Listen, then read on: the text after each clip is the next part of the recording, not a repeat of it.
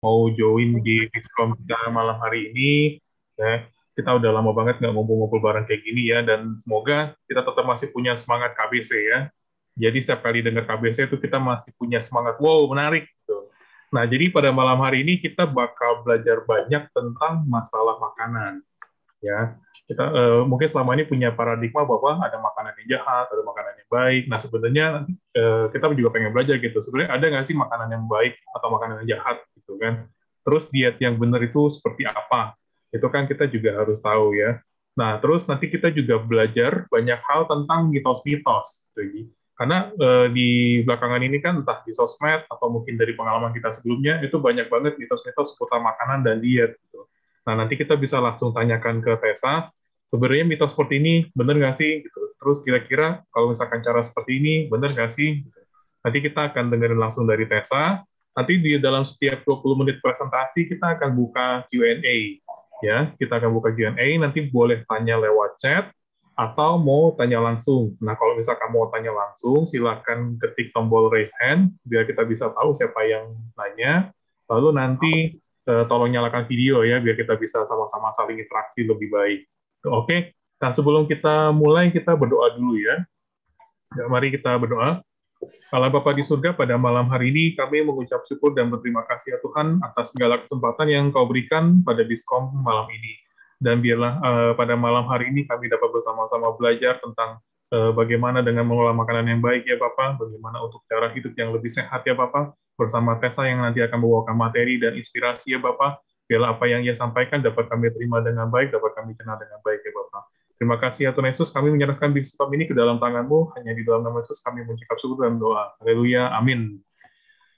Oke, tanpa berpanjang lebar, kita langsung sambut Ibu Tessa Ayuning Tias Sugito. Hore. Hore. Bentar, aku share materi dulu nih, sebentar.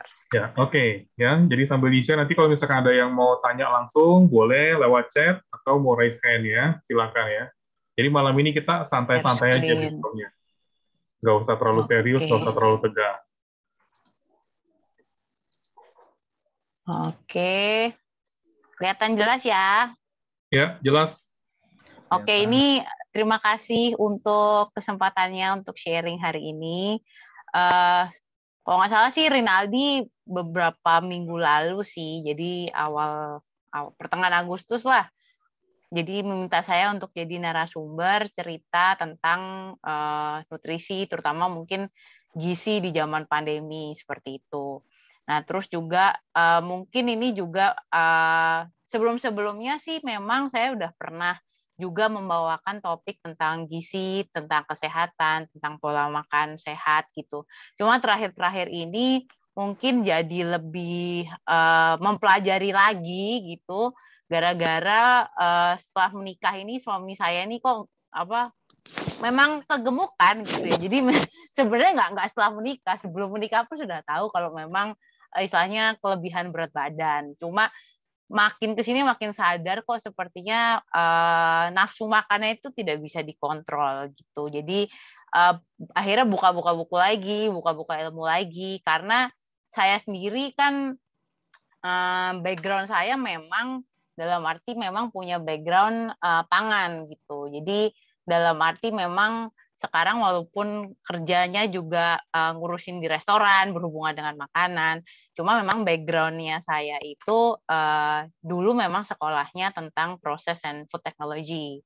Udah gitu lanjut lagi masternya itu memang khusus mendalami, waktu itu berpikir bahwa oh saya lebih suka tentang nutrisi, tentang gizi, dan maksudnya secara molecular level tuh gimana gitu. Kenapa manusia itu dengan begitu banyak jenis manusia, begitu banyak istilahnya penduduk saat ini juga kenapa makin kesini kok makin banyak orang yang sakit gitu. Dalam arti punya kualitas hidup, kualitas kesehatannya itu kenapa juga menurun. Dan memang maksudnya dengan mempelajari ini juga kita juga makin mengerti bahwa dalam arti pola makan itu menjadi salah satu pengaruh besar juga ya, maksudnya di selain gaya hidup, terus juga tekanan hidup, stres yang maksudnya Bu Yuli pasti lebih sering menangani hal seperti ini gitu ya untuk kesehatan mental.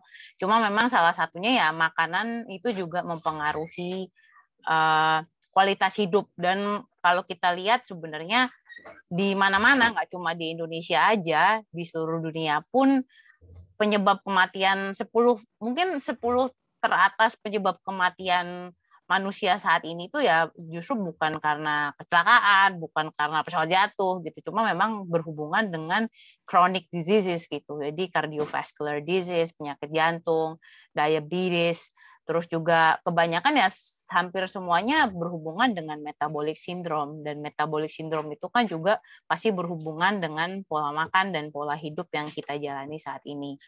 Nah, waktu itu saya akhirnya sekolah di Helsinki, itu fokusnya ke vitamin B12 production sebenarnya. Jadi pada waktu itu mungkin ya 10 tahun terakhir itu kan memang orang-orang yang ingin hidup dengan lebih sehat tuh juga meningkat demand-nya, terus juga gaya hidup terutama untuk vegetarian, veganism itu juga semakin banyak.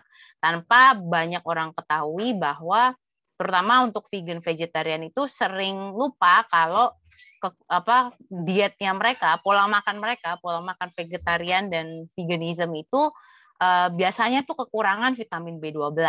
Nah, vitamin B12 sendiri itu kan secara natural itu hanya bisa diproduksi oleh bakteri sebenarnya. Jadi semua tumbuhan, semua hewan, manusia itu sebenarnya tidak bisa memproduksi vitamin B12. Nah, kita ini dapat manusia terutama itu mendapatkan vitamin B12 itu ya dari sumbernya sumber hewani. Jadi dari sapi, dari ayam, dari ikan, seafood gitu. Dan mereka pun sebenarnya mendapatkan vitamin B12 itu ya melalui fortifikasi. Jadi ya kalau misalnya sapi gitu ya dapetnya ya karena dikasih vitamin B12, dan juga karena di perutnya mereka ada bakteri yang bisa menghasilkan vitamin B12. Sedangkan di manusia itu vitamin B12 itu bakteri di perut kita nih tidak bisa menghasilkan istilahnya vitamin B12. Ada yang bilang istilahnya bisa, cuma sebenarnya akhirnya jadi pseudo vitamin B12 ya. Jadi tidak berfungsi sebagai vitamin B12 yang harusnya diserap oleh tubuh kita. Nah, fungsinya apa sih? Ya, fungsinya itu untuk vitamin B12 ini kan termasuk vitamin terakhir yang ditemukan dari segala jenis vitamin, dan memang kenapa ditemukan terakhir? Karena memang produksinya itu sangat amat sulit, dan pembentukannya pun juga termasuk yang paling rumit dibandingkan vitamin-vitamin lainnya. Nah, orang sering lupa bahwa vitamin B12 ini beserta juga vitamin-vitamin B lainnya itu sangat amat penting untuk pembentukan DNA dan untuk kualitas syaraf juga sih. Jadi untuk pembentukan syaraf, untuk pembentukan DNA. Jadi makanya kalau kekurangan vitamin B12 itu ya biasanya jadi bisa menjadi banyak riset yang menyebutkan bahwa kekurangan vitamin B12 itu memperbesar resiko orang kena Alzheimer, demensia, ataksia, lemah syaraf. Ya, makanya itu juga yang pada waktu itu karena banyak orang vegan, vegetarian, dan memang sudah banyak kasus juga di Eropa waktu itu bahwa orang tua yang memiliki pola makan yang strict vegan, nah itu akhirnya kan mereka istilahnya punya anak, melahirkan, ya itu anak-anaknya akhirnya kekurangan vitamin B12, dan udah berapa kali sih ini bisa terjadi dalam 6 bulan tuh akhirnya meninggal dunia ya karena istilahnya DNA pembentukan syaraf, pembentukan semuanya terhambat. Nah, jadi waktu itu riset saya sebenarnya gampang saja dalam arti bagaimana kita memasukkan vitamin B12 yang biasanya ada di produk-produk hewani. Nah, kita masukkan bagaimana ke produk-produk nabati gitu melalui apa ya? Melalui fermentasi. Nah, ini kan maksudnya kondisinya waktu itu risetnya di Finland yang dalam arti belum terlalu tahu tentang tempe ya. Jadi Indonesia tuh sebenarnya harus sangat amat bersyukur gitu karena tanpa orang sadari tempe Indonesia tuh mengandung vitamin B12, dan mungkin salah satu dari sedikit ya bisa dibilang salah satu produksi fermentasi nabati yang benar-benar bisa memproduksi vitamin B12 gitu. Nah, waktu itu bagaimana nih misalnya memproduksi vitamin B12 dengan menggunakan produk lain, nggak lain tempe, mungkin bisa dimasukkan ke roti atau dimasukkan ke yogurt atau dimasukkan maksudnya ke produk fermentasi lain tuh dengan kita mempelajari mekanisme fermentasi yang ada di tempe seperti itu. Ya mungkin karena waktu itu juga profesornya tahu saya dari Indonesia, terus tahu juga punya ketertarikan dengan tempe, produksi tempe, ya udah akhirnya kita bikin riset ini. Yang menarik sebenarnya tempe Indonesia itu lucunya produksi vitamin B12 itu hanya ada di tempe Indonesia gitu. Ketika dilakukan riset di tempe-tempe lain, maksudnya tempe yang diproduksi di negara lain, itu kok vitamin B12-nya itu tidak ada ataupun sedikit gitu. Ternyata kita teliti ya sebenarnya tempe di Indonesia itu memiliki vitamin B12 karena jorok gitu, karena ya kita bikinnya diinjek-injek gitu kan. Terus juga jamurnya, raginya juga mungkin bikinnya juga ditaruh di atas genteng apa gimana. Jadi sebenarnya vitamin B12 yang ada di Indonesia itu ada karena kontaminasi dari bakteri lain.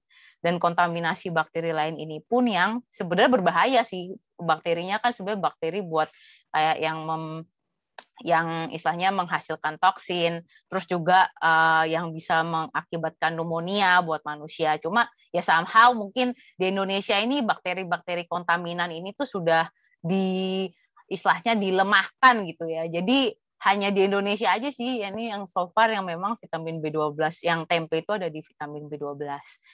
Nah, kalau kadang-kadang ya kalau misalnya takut dan memang pola hidupnya, pola makannya itu memang fokusnya ke veganism atau vegetarianism, ya sebenarnya nggak masalah untuk minum vitamin B12.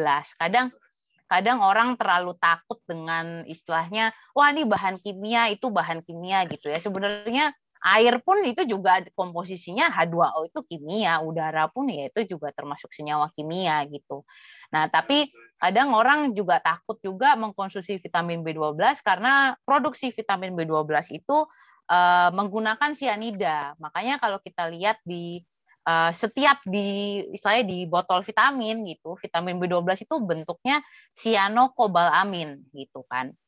Ya karena memang di dalam prosesnya untuk menstabilkan vitamin B12 itu harus diberikan sianida gitu. Cuma ketika digabungkan ya itu menjadi istilahnya bukan senyawa yang berbahaya lagi gitu. Dan justru karena itu juga sebenarnya vitamin B12 dalam bentuk yang belum dikasih sianida itu bisa menjadi pertolongan pertama untuk orang yang keracunan sianida gitu. Jadi kalau misalnya tapi kan dia ya SOP-nya sih di Indonesia kayaknya nggak secepat itu ya. Waktu itu kan sempat ada kasus yang anak-anak terus makan sate diracunin karena sianida, ya masih banyak orang yang sepertinya juga kurang memahami bahwa vitamin B12 itu bisa digunakan untuk pertolongan pertama orang yang keracunan sianida seperti itu.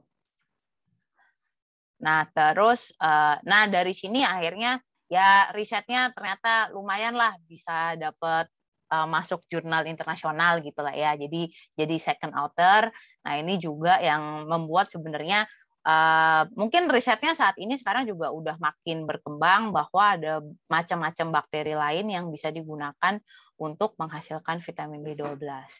Nah, ini butuhnya vitamin B12 itu juga sebenarnya amat sangat sedikit gitu. Jadi manusia tuh membutuhkan vitamin B12 tuh mungkin hanya 2 sampai 3 mikrogram lah, dan itu pun yang sebenarnya juga harusnya membuat kita sadar menggunakan logika dasar bahwa manusia itu tetap butuh makan daging, cuma ya makan dagingnya juga jangan banyak-banyak gitu kan. Karena dalam arti ya terlalu banyak makan daging pun sesuatu yang terlalu banyak kan akhirnya menjadi tidak baik gitu.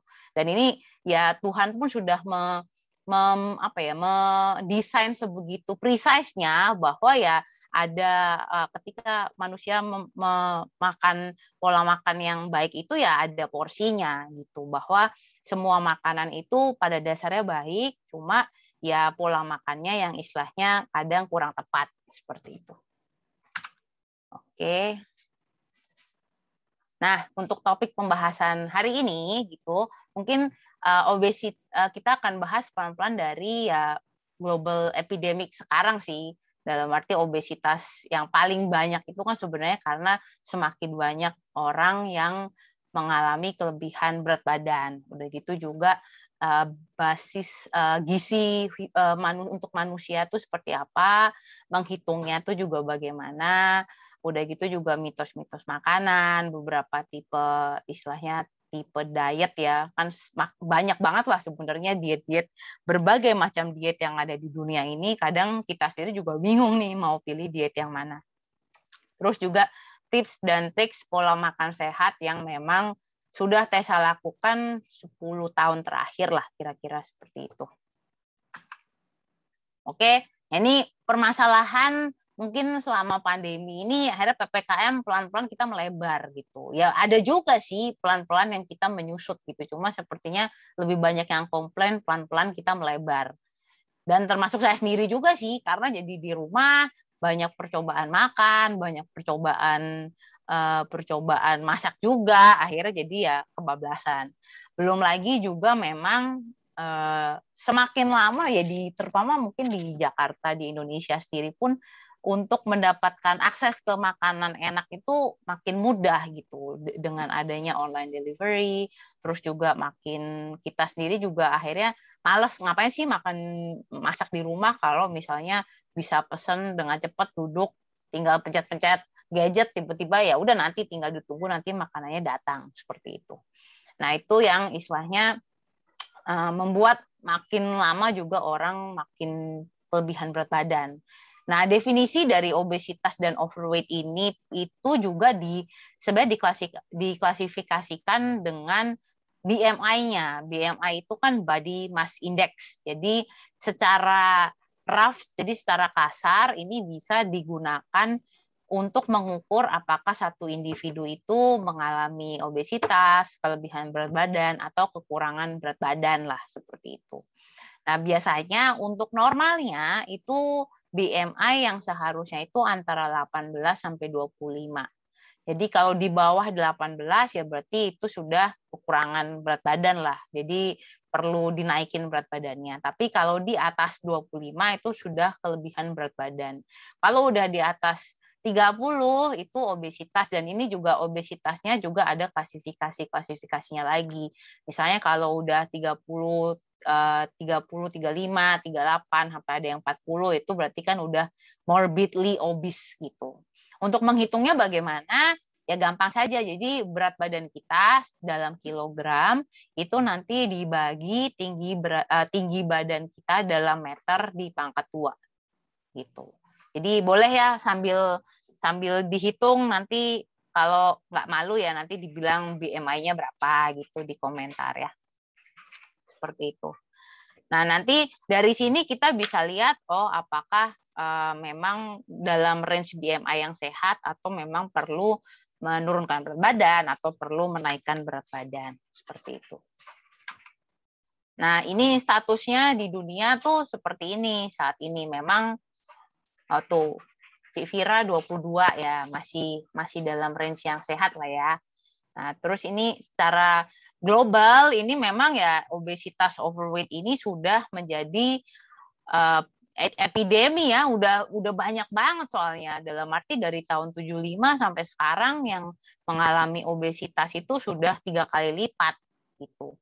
Dan nggak cuma dewasa aja, makin banyak anak-anak pun yang juga mengalami obesitas. Nah, ini kalau waktu itu teman saya memang meriset kenapa keluarga yang waktu anaknya lahir dan hidup di dalam kemiskinan atau kekurangan itu justru ketika dewasanya itu memiliki potensi lebih besar untuk menjadi overweight gitu. Dan ini nggak cuma di Indonesia sebenarnya, di luar negeri juga gitu. Dan orang-orang yang less educated ataupun yang istilahnya tidak terpapar, tidak terekspos dengan level edukasi yang bagus, itu juga lebih rentan mengalami kelebihan berat badan dan obesitas. Seperti itu ya. Dimaklumi sih sebenarnya, karena kan pengetahuan untuk menjaga diri sendiri, pengetahuan tentang gizi, terus pengetahuan juga soal bagaimana memproses makanan itu kan juga kurang. Nah, ini kemungkinan juga satu dunia ini mengalami perubahan gaya hidup, perubahan jenis-jenis pekerjaan juga, apalagi ya mungkin sejak PPKM ini, sejak pandemi ini semua jadi di rumah, kerja di depan laptop, makin sedentary gitu, makin nggak jalan-jalan, istilahnya makin kurang gerak, ya tentu aja lemaknya makin lama makin menebal, seperti itu. Nah, terus ini juga di Indonesia, dan udah nyampe ke Indonesia. Sebenarnya obesitas ini tuh mungkin 30 tahun terakhir tuh akhirnya mulai berkembang juga di negara-negara berkembang gitu. Ada satu profesor itu dia dulu pernah melakukan riset terhadap penduduk-penduduk di China gitu. Jadi makanya disebutnya the China Study. Namanya Profesor Campbell ya. Nah, profesor ini tuh bingung kenapa ketika dia meneliti orang-orang Amerika, di Amerika itu kok banyak banget yang memiliki penyakit jantung. Sedangkan pada waktu itu, ini kalau salah, waktu itu studinya tahun 80-an lah ya. Di Cina tuh jarang sekali yang istilahnya memiliki penyakit metabolic syndrome gitu. Nah, jadi setelah diteliti ya memang pola makannya berbeda. Kalau di Amerika kan memang banyak high dairy, high red meat juga, high consumption of red meat kan. Jadi dagingnya banyak sekali.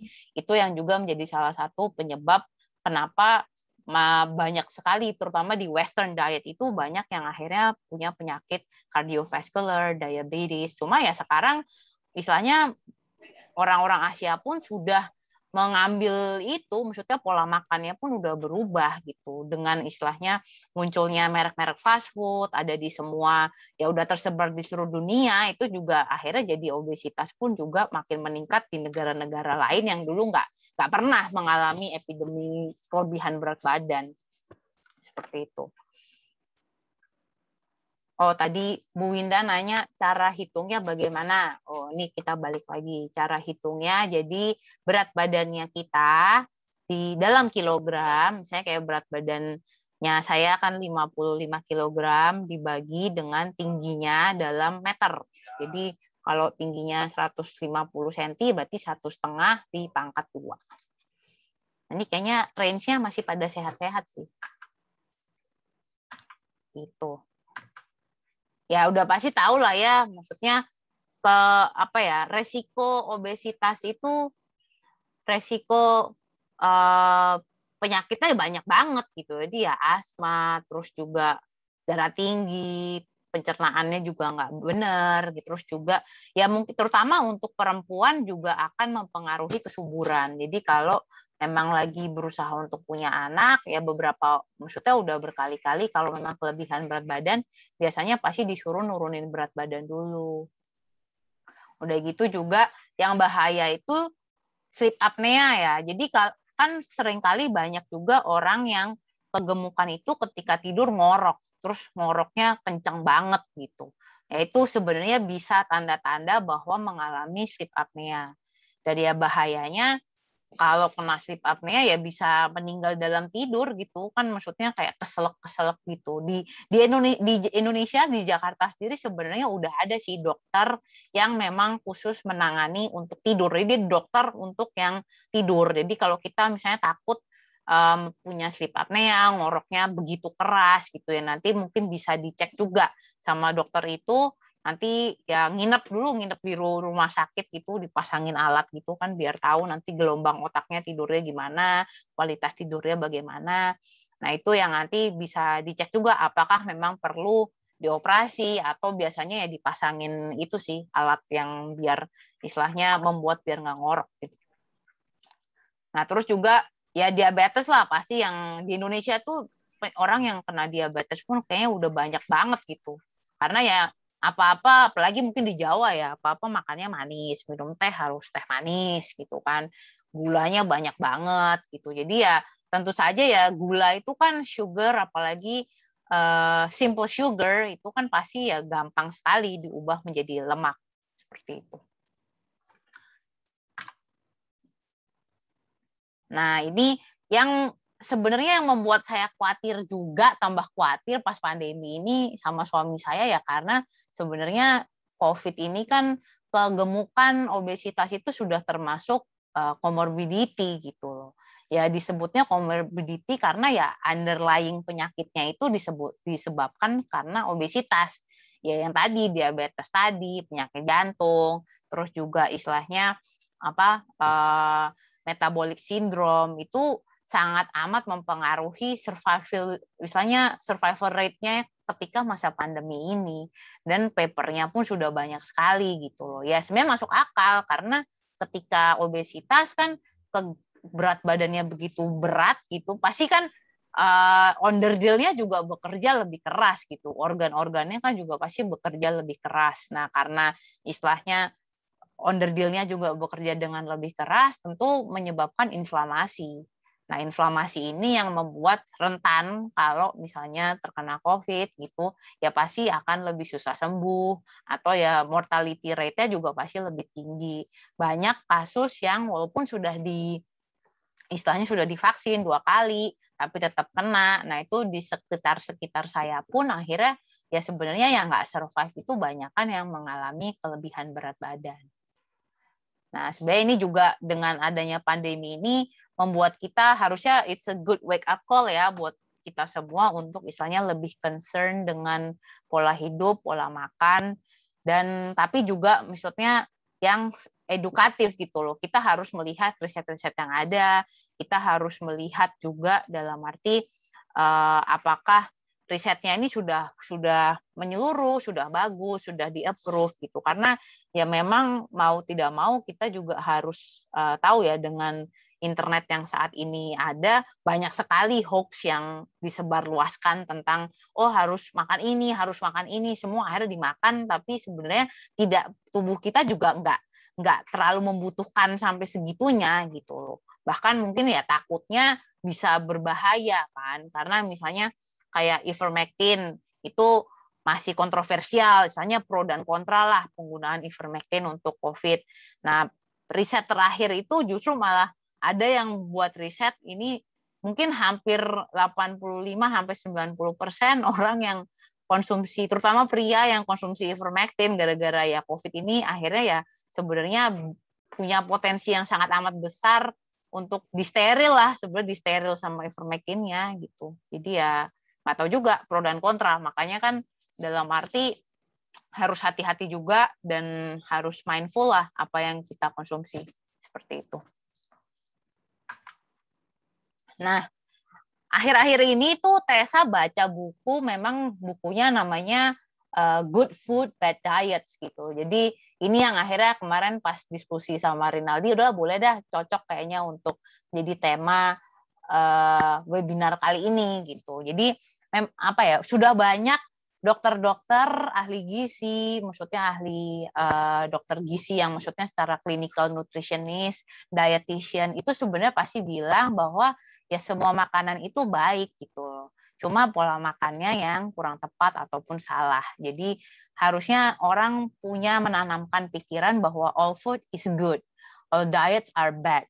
Karena dengan banyaknya diet culture yang begitu berbagai macam diet yang istilahnya banyak banget, itu kadang akhirnya membuat kita itu punya hubungan yang tidak sehat dengan makanan gitu loh. Oh, ini kita melabeli makanan dengan begitu banyak label yang istilahnya akhirnya jadi kita sendiri stres gitu untuk makan tuh kayaknya aduh nih makanan tuh jahat nih makanan itu. Bahkan maksudnya kita sendiri bilang bahwa ketika misalnya sedang weight loss program, kita bilang bahwa ini hari ini gue cheating day. Padahal sebenarnya kan cheating itu namanya curang atau menyimpang. Sedangkan kenapa kita melabeli makan itu dengan sesuatu yang konotasi negatif gitu, dengan diksi yang istilahnya negatif. Itu kan harusnya nggak sampai kayak gitu, nggak harus segitunya.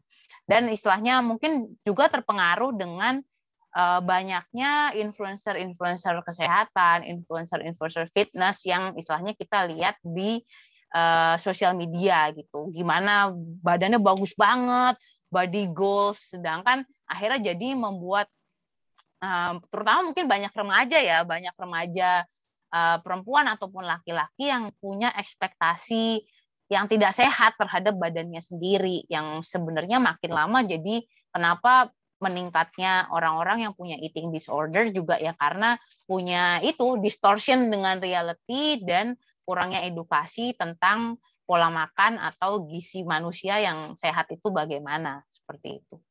Nah, banyak juga sebenarnya fitness influencer yang akhirnya mereka sendiri itu tanpa mereka sadar, mereka juga mengalami eating disorder yang disebutnya sebenarnya ada.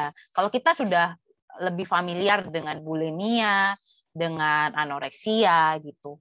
Nah, sebenarnya ada lagi yang disebut dengan ortoreksia. Nah, ortoreksia itu apa sih? Jadi itu kondisi istilahnya eating disorder yang kitanya sebenarnya pelakunya tuh pengen sehat gitu. Cuma akhirnya jadi terlalu strict, akhirnya menjadi tidak sehat.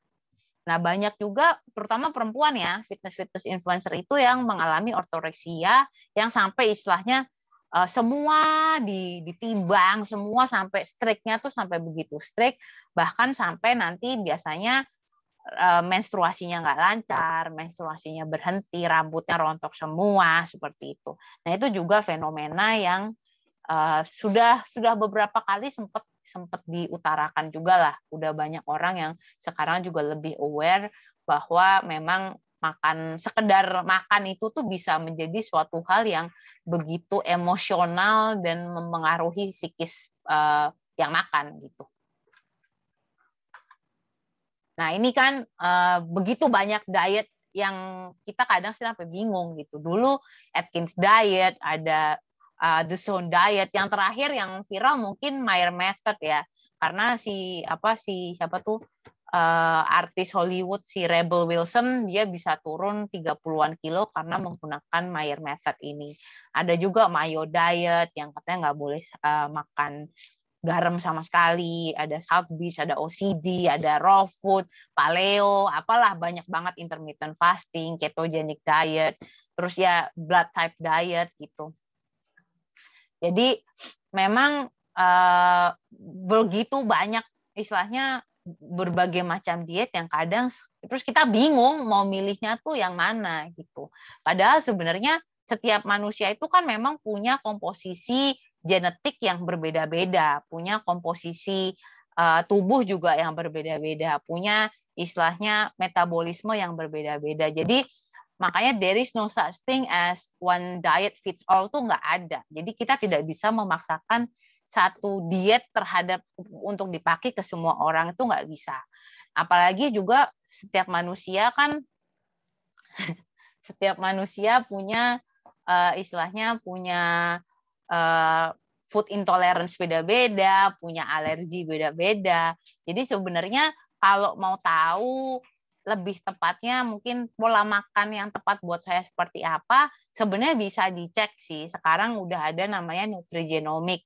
Nanti bisa dicek dari DNA-nya, dari genetiknya, itu gimana. Jadi dalam arti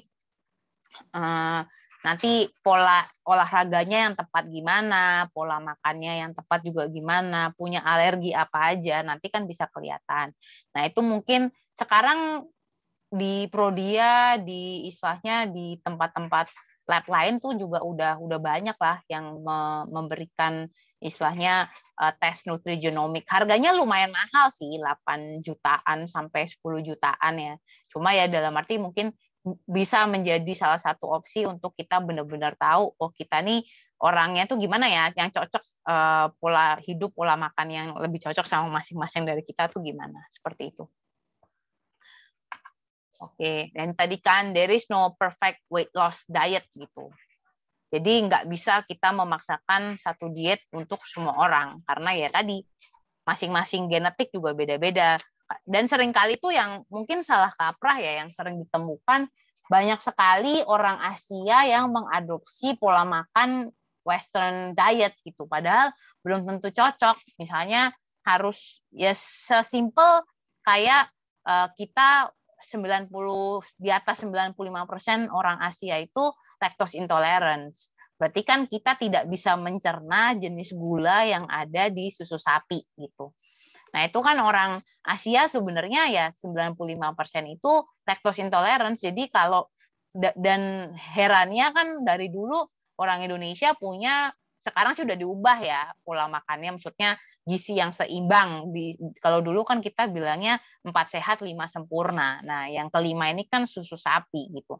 Saya bukannya maksudnya demonize milk gitu, tapi ya memang secara kenyataan orang Asia itu tidak bisa mencerna susu sapi, dan itu wajar dalam arti karena, dan semakin kita tua, enzim laktase yang dulu kita punya pas kita lahir itu untuk mencerna air susu ibu kita, itu semakin kita tua ya semakin semakin berkurang. Nah, karena semakin berkurang jadi ya nanti makin tua makin biasanya jadi kembung kalau minum susu sapi, ataupun bloating, ataupun kentut-kentut, ataupun mencret. Nah, jadi sering ada misconception bahwa ya gue kalau misalnya konstipasi gue minum susu sapi gitu biar lancar. Ya sebenarnya logikanya itu karena bakteri di perut kita stres makanya mencret gitu. Jadi nggak sehat juga untuk kebanyakan minum susu sapi. Nah, kalaupun dalam arti pengen minum sesekali ya udah nggak masalah. Cuma ya kalaupun mencret ya paling nggak enak nanti kembung.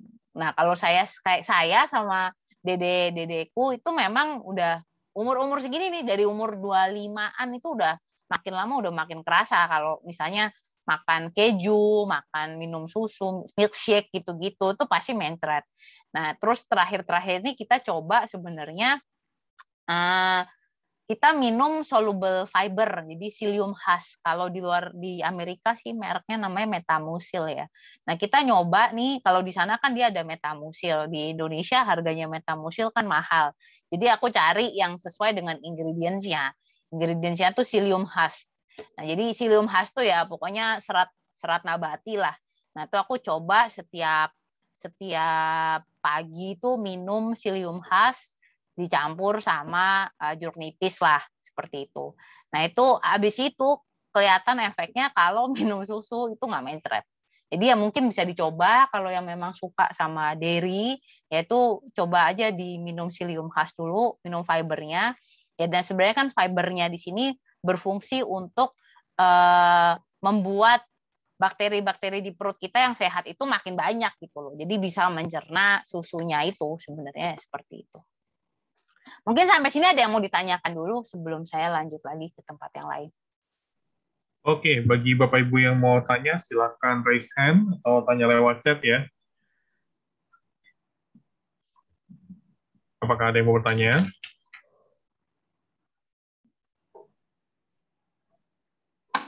Oke, ini ada Lisa. Lisa lagi raise hand. Oke, silakan. Ya, halo Bu Tessa. Iya, salam kenal. Iya, salam kenal.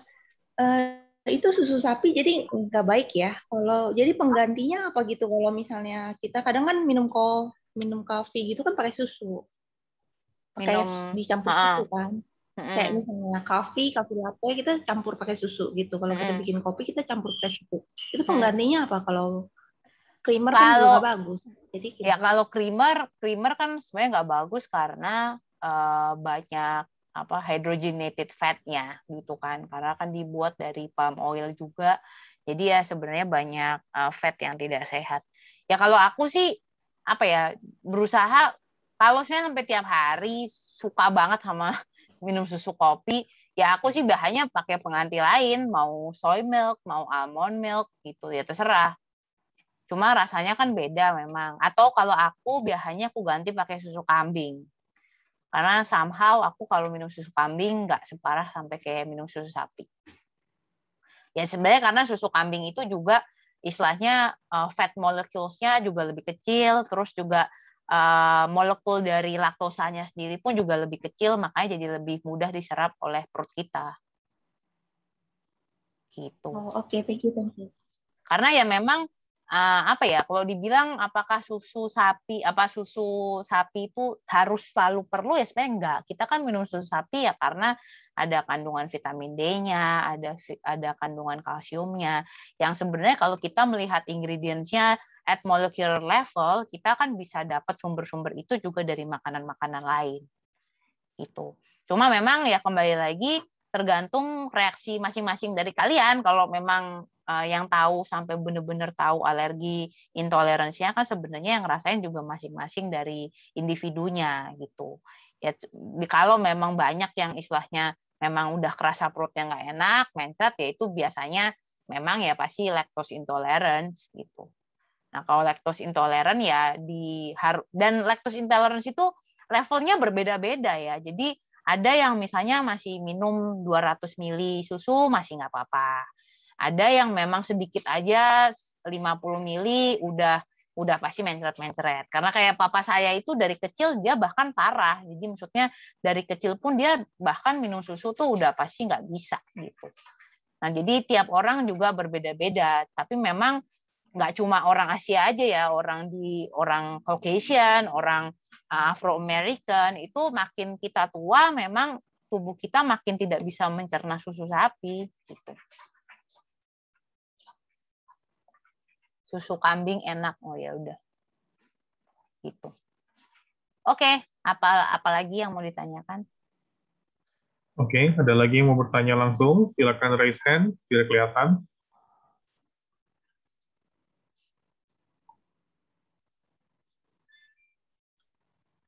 Oke. Lanjut dulu berarti ya. Ya, lanjut dulu aja ya. Oke. Nah ini ada paper yang istilahnya membandingkan nih, ada 4 waktu itu, ini kan kalau salah tahun 2005 ya, jadi belum ketogenic diet kayaknya belum viral lagi gitu, belum naik lagi gitu. Jadi dia membandingkan antar beberapa diet yang terkenal gitu, dan sebenarnya hasilnya sama aja gitu. Hasilnya tuh memang akan dia kan dibilang modestly reduce body weight, jadi sebenarnya nggak terlalu signifikan juga untuk mengurangi berat badan. Dan tapi juga kita melihat bahwa level of adherence itu kan berarti bagaimana pelaku dietnya itu setia nih, stick sama programnya tuh maksimal cuma setahun. Jadi sering banget memang permasalahan utama dalam berat badan ini tuh naik turunnya tuh nggak stabil gitu. Jadi dalam arti orang biasanya nggak konsisten dan istilahnya tidak persisten untuk melakukan diet ini, yaitu memang wajar. Dan apa ya, memang orang kayaknya kalau pada jualan meal suplemen gitu, yang digembar-gemborkan itu seberapa cepat turunnya gitu. Sekilo turun 15 sebulan turun 15 kilo gitu. Terus kalau nggak dalam 2 bulan turun 30 kilo. Tapi udah gitu nggak dilihat long term effect-nya tuh gimana, 5 tahun, 6 tahun ke depannya tuh nanti nggak dimonitor gitu. Oke, sebenarnya aku jawab dulu ya. Berbicara tentang susu, bagaimana susu kedelai? Fine-fine aja sih sebenarnya susu kedelai. Karena susu kedelai itu satu-satunya susu dari tanaman yang memang kadar proteinnya tuh masih tinggi, yang bisa ngalahin susu hewani gitu loh. Kalau ada yang bilang bahwa istilahnya kebanyakan, kembali lagi seringkali tuh nanti konsumsi susu kedelai dibilang nanti bisa membuat laki-laki mandul, nanti bisa istilahnya membuat reproduksi perempuan juga jadi kacau gitu. Padahal ya sebenarnya efeknya tuh kebanyakan untuk bisa sampai di level itu tuh sehari itu mesti minum 10 liter susu kedelai kan nggak mungkin juga gitu loh. Sehari minum 10 liter tuh kan juga nggak mungkin.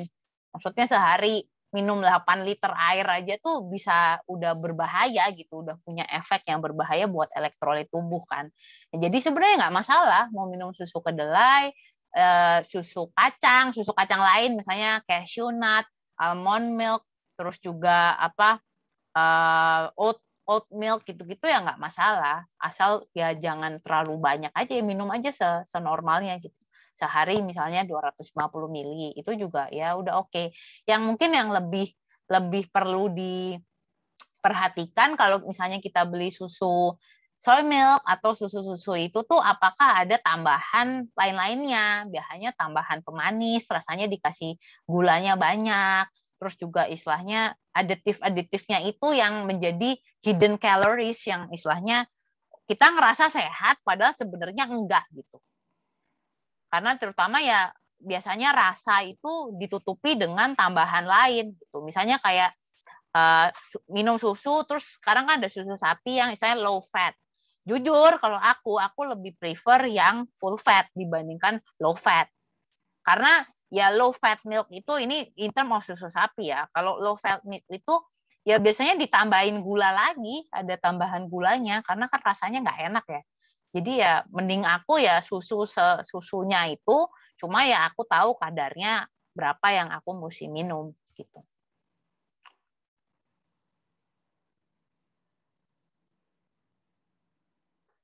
Iya, karena nggak bisa nyerna laktosa.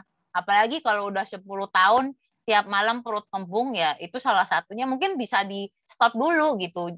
Coba jangan konsumsi susu misalnya seminggu gitu. Nanti baru dilihat apakah masih kembung-kembung. Kan kita bisa eliminasi gitu. Atau bisa juga mungkin punya istilahnya alergi lain yang bikin perut kembung. Nah, itu kalaupun biasanya karena aku kalau susu sapi itu biasanya pasti mencret. Minum makan es krim juga pasti mencret. Jadi kayak dairy products yang tidak difermentasi itu biasanya aku pasti mencret. Cuma kalau misalnya kayak yogurt, kefir, itu masih nggak masalah. Jadi biasanya ya aku kalau misalnya mau makan granola apa segala macam, ya udah makannya pakai yogurt. Yang maksudnya yogurtnya juga yang nggak manis. Bukan ya kopi latenya ya karena ada latenya itu, latenya kan susu. Nah, kalau kopi misalnya kayak GERD ya itu kan kebanyakan karena efek asam lambungnya yang naik karena kopi itu kan termasuk acid ya. Jadi bikin perut juga mungkin ya cocok-cocokan memang. Seperti itu. Coba aja sih dicoba mungkin seminggu puasa susu sapi dulu. Ya kayak aku sendiri sih suka minum boba milk gitu kan. Ya itu tapi kan ya sebulan sekali. Nanti efeknya paling jerawatan bentar begitu mencret-mencret. Jadi jangan terlalu banyak. Nah, ini kayak tadi. Jadi seringkali tuh apa ya banyak banget program diet ataupun suplemen diet yang istilahnya mengglorifikasi target tertentu gitu. Jadi dia dalam sebulan turun 10 kilo atau yang maksudnya yang baru lately kan karena si Ivan Gunawan ditawarin 500 juta ya sama Deddy Kobusir gitu udah turun 24 kilo nih dalam 2 bulan gitu. Nah, ini yang perlu hati-hati ini long term-nya sih karena yang paling penting tuh maintenance-nya. Jadi kayak dulu aku juga gendut banget. Jadi aku kayak paling berat itu 70 kilo ya aku nggak salah. Dengan tingginya 148 cm kan. Nah itu kan gemuk banget karena pernah kerja di perusahaan es krim. Jadi tiap hari makan es krim, ngambil dari lainnya gitu, dimakan langsung. Ya iyalah melar kerja, maksudnya 6 bulan kok naiknya sampai bisa 10 kilo kan, aduh kebangetan juga. Nah terus akhirnya turunnya 20 kilo. Nah itu turunnya tuh juga pelan-pelan. Jadi turun tuh 1,5 tahun lah nurunin 20 kilo. Jadi ketika naik lagi itu nggak sampai separah kayak waktu itu. Jadi kalaupun saya sekarang naik, itu ya paling naiknya 5 kilo, 7 kilo. Nggak pernah sampai istilahnya naik lagi sampai 20 kilo tuh belum terjadi gitu. Nah jadi ini contohnya yang udah nyata nih. Kalau nggak tahu ya, dulu ada yang suka nonton The Biggest Loser nggak? Ini kan acara kembali lagi reality show di Amerika, gimana cepet-cepetan yang ikut programnya itu cepet-cepetan kurus gitu. Jadi cepet-cepetan yang paling cepet dan paling banyak nurunin berat badan itu nanti dapat hadiah berapa juta dolar lah, kalau $1 juta kalau nggak salah waktu itu. Ya ini contohnya nih udah banyak nih. Jadi dia itu 90 setelah diteliti lagi 93% dari kandidat-kandidat yang ikut The Biggest Loser itu balik lagi berat badannya atau malah ada yang malah naik lagi nih kayak yang pertama nih sebelum ikutan itu 200-an kilo kan sekarang malah jadi 225 kilo naik lagi. Nah terus yang lain-lain juga mengalami hal yang sama. Jadi setelah jor-joran tuh nurunin secara ekstrim itu semuanya balik lagi. Kenapa? Ya setelah diteliti itu karena metabolismenya semua menurun. Karena ya pola makannya tuh yang ekstrim dan nggak sehat yang bikin tubuh kita tuh merasa bahwa oh ini tubuhnya tuh lagi di starvation mode gitu loh. Jadi tubuh kita tuh, otak kita kan udah punya auto switch ya, Tuhan udah ngasih istilahnya automatic switch yang dalam arti, oh nih kalau tubuhnya benar-benar kekurangan makanan, ya berarti ini tubuhnya kelaparan, dia akhirnya ngebakar kalorinya juga jadi jauh lebih rendah. Nah ini semuanya berhubungan dengan metabolic rate nih. Jadi metabolismenya tuh justru menurun sebelum waktu dia gendut banget dibandingin dia sekarang tuh malah justru menurun. Nah, jadi kalau menurun kan basically apapun yang kita makan dikit aja jadi lemak gitu. Mau nafas aja mungkin jadi lemak ini. Nah, ini efeknya seperti ini dan udah diteliti juga akhirnya semua tuh dalam 5 tahun itu semua naik lagi. 4 kontestan bahkan lebih berat dibandingkan sebelum ikut The Biggest Loser gitu. Dan ini juga berhubungan dengan level hormon leptinnya. Kita punya hormon leptin itu kan untuk mengontrol nafsu makan. Nah ini karena istilahnya benar-benar ditekan dengan ekstrim, dietnya ekstrim, yaitu hormon leptinnya sampai turun drastis. Jadi karena hormon leptinnya turun, otaknya jadi lapar terus, craving nonstop, pengen makan.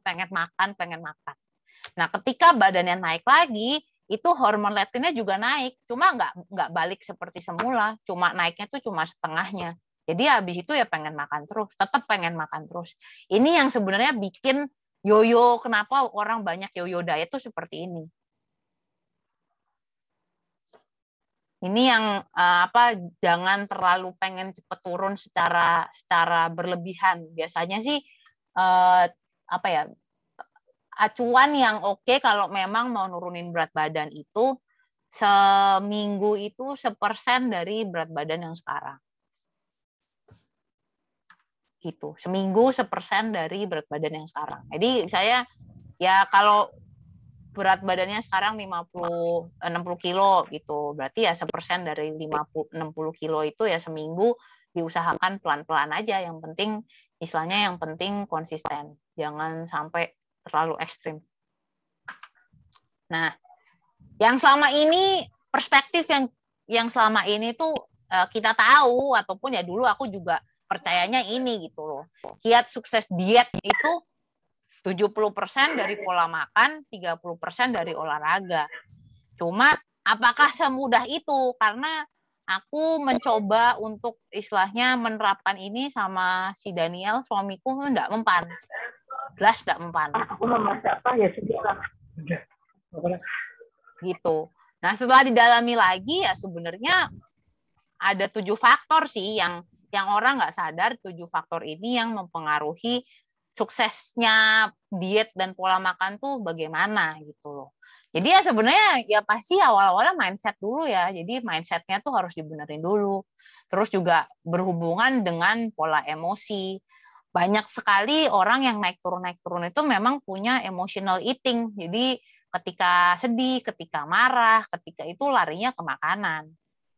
Terus juga pola tidur.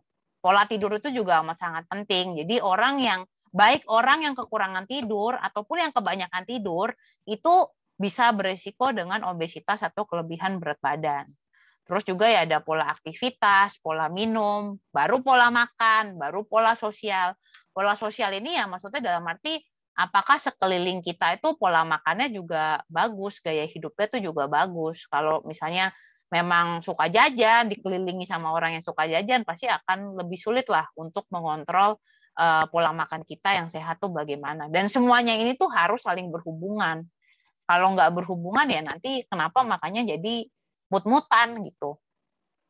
Mut-mutan nggak bisa berhasil ataupun nggak bisa sustainable lah seperti itu. Ya ini baru istilahnya akhir-akhir ini yang baru istilahnya mulai diterapkan juga sama suamiku. Karena suamiku ini kan punya background ADHD ya. Jadi ada impuls makan yang memang pengen rakus terus. Nah dulu kan pas masih kecil berenang, diikutin renang ya sehari sampai jadi atlet, renang sehari bisa 10 km gitu. Jadi ya tentu saja kalorinya terbuang. Nah begitu dia istilahnya nggak jadi atlet lagi, tapi pola makannya masih sama ya melar lagi. Seperti itu.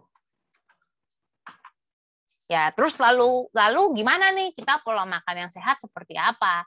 Sebenarnya kalau mau gampang itu kita di rumah itu kan punya piring. Piringnya jangan yang gede, piringnya yang 20 cm lah, yang diameternya 20 cm. Nah, itu setengahnya dari piring itu harus sayur dan buah. Nah, seringkali di Indonesia itu sayur tuh kayak cuma jadi garnish, padahal sayur itu harusnya jadi lauk yang mayoritas gitu. Terus juga seperempatnya itu makronya karbohidratnya yang jangan yang simple carb, yang istilahnya yang kompleks karbohidrat lah. Kalaupun mau makan nasi, ya nasi istilahnya nasinya mungkin dicampur nasi merah, dicampur nasi hitam, atau bisa diganti juga dengan barley, jali, sorghum, itu kan juga bisa diganti istilahnya opsi-opsi grains yang memang punya glycemic index lebih rendah gitu. Kalaupun memang nggak bisa gitu harus nasi putih, ya udah nasi putihnya habis masak didinginin dulu didinginin dulu di kulkas 6 jam lah. Karena kalau didinginin itu berarti starch-nya tuh berubah jadi kompleks karbohidrat. Jadi ketika dicerna sama perut kita, yaitu sebenarnya calorific value-nya tuh bisa turun 50-60%. Seperti itu. Terus ya kalau ya protein kita tetap harus butuh protein kan. Nah, ini gampangnya seperti ini. Cuma kalau memang mau diukur, itu ya sebenarnya paling oke itu ya kita benar-benar tahu gimana ngitung kebutuhan kalori harian. Gitu. Kadang seringkali orang terlalu ini repot nih nggak mau ngukur, nggak mau dihitung. Padahal ya sebenarnya yang paling efektif dan ya maksudnya secara scientifically proven itu ya dihitung kalorinya. Nah, kan pasti bilang nanti ribet ngitungnya. Sebenarnya sih awal-awal aja. Karena awal-awal begitu kita tahu, nah nanti kalau udah terbiasa nih sebulan, 1 bulan setengah, itu kayak tubuh tuh udah otomatis menyesuaikan. Jadi kalaupun nanti kita istilahnya miss dikit, itu kita udah tahu porsinya nih yang oke gimana gitu. Jadi ngitungnya gimana sih? Ya ini kita perlu tahu basal metabolic rate itunya berapa.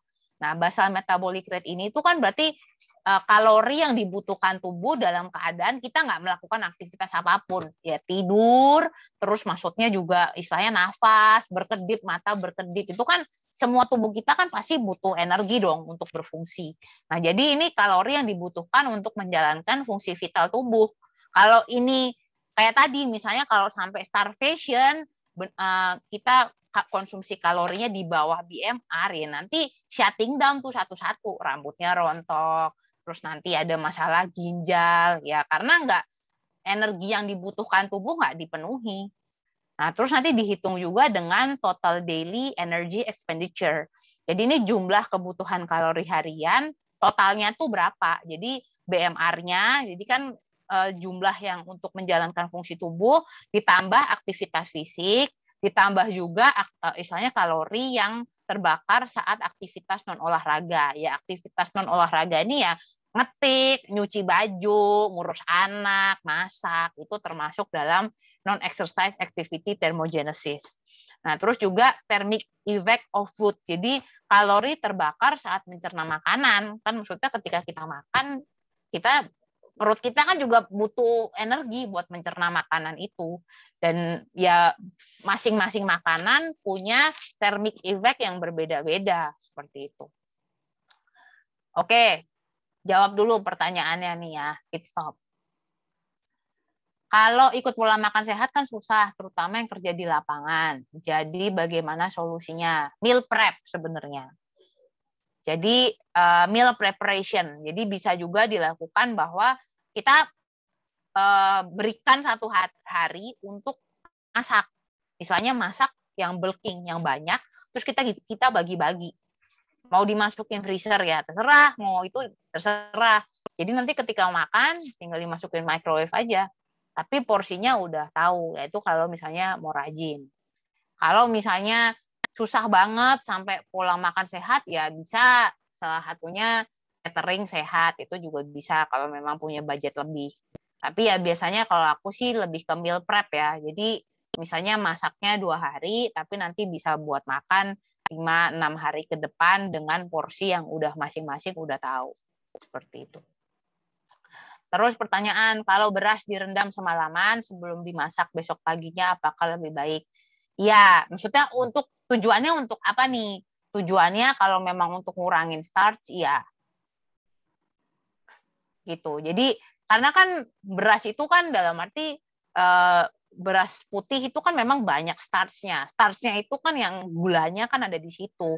Jadi ya bisa salah satu opsinya direndam dulu, nanti baru dimasak, ataupun ya bisa juga kayak cara masak orang India. Jadi kayak waktu itu si Uncle Roger jadi viral gara-gara berasnya habis dimasak terus dicuci.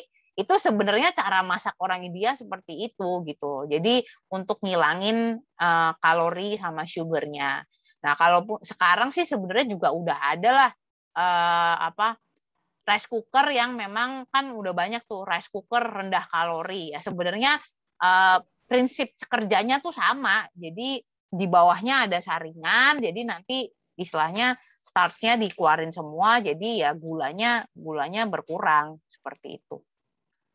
Cuma ya kadang rasanya kan jadi nggak enak. Kalau aku sih mending habis dimasak ya udahlah masukin aja kulkas 6 jam. Itu aja dengan proses pendinginan aja itu udah bisa nurunin kalori 50-60% tanpa harus ribet mesti nyuci lagi, ini lagi gitu. Beras putih, beras merah, beras hitam mana yang lebih sehat gitu. Kalau sebenarnya gini, beras putih itu orang menganggap bahwa istilahnya kurang sehat karena sebenarnya vitaminnya yang paling kurang dibandingkan beras-beras lainnya. Beras-beras lainnya kan udah gitu seratnya lebih banyak. Terus juga vitamin B-nya, kadar vitamin B-nya itu nutrisinya lebih bagus. Padahal sebenarnya secara kalori sama aja. Kira-kira kan kalorinya sebenarnya sama. 100 gram itu ya kira-kira 300-an lah, 300-an kilokalori. Itu sama sebenarnya, beras putih, beras merah, beras hitam tuh sama semua. Cuma ya lebih ke kadar fibernya sama vitaminnya. Nah, kalau aku sih biasanya aku campur. Jadi beras putih, beras merah, beras hitam, sama aku campur jali, sama aku campur sorghum. Jadi benar-benar multigrain. Dan habis itu sebelum dimasak memang direndam dulu. Jadi direndam dulu kira-kira setengah jam. Habis itu kalau aku sih biasa aku presto. Jadi empuk dan nggak keras.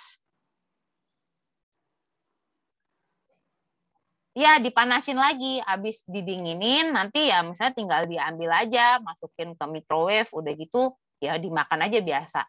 Jadi kalau udah setelah didinginin, kalaupun dipanasin itu tidak merubah istilahnya kompleks karbohidratnya seperti itu.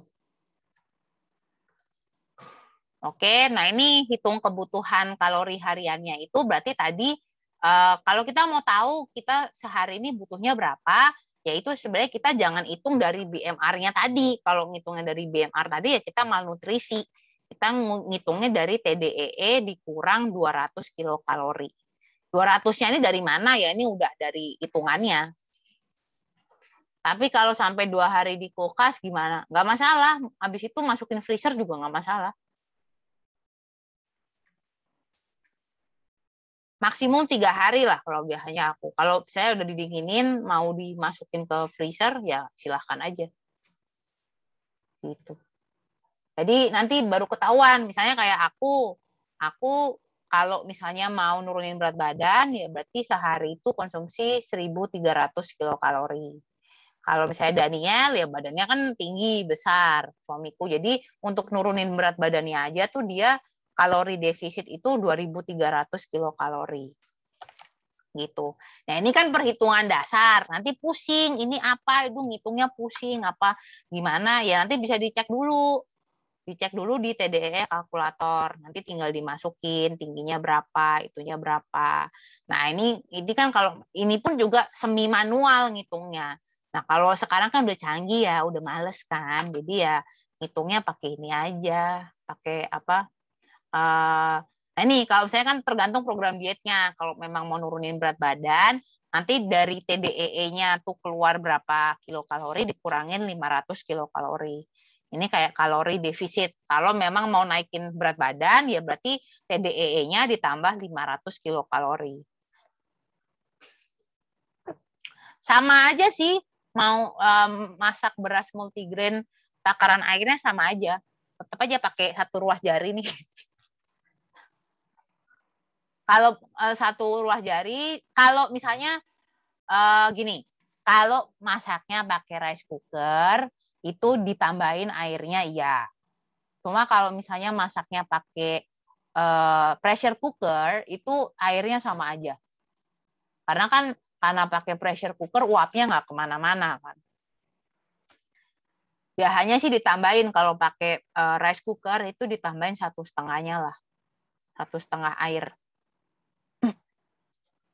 Nah, ini kan tadi balik lagi biar gampang, sebenarnya udah ada aplikasi-aplikasi sih.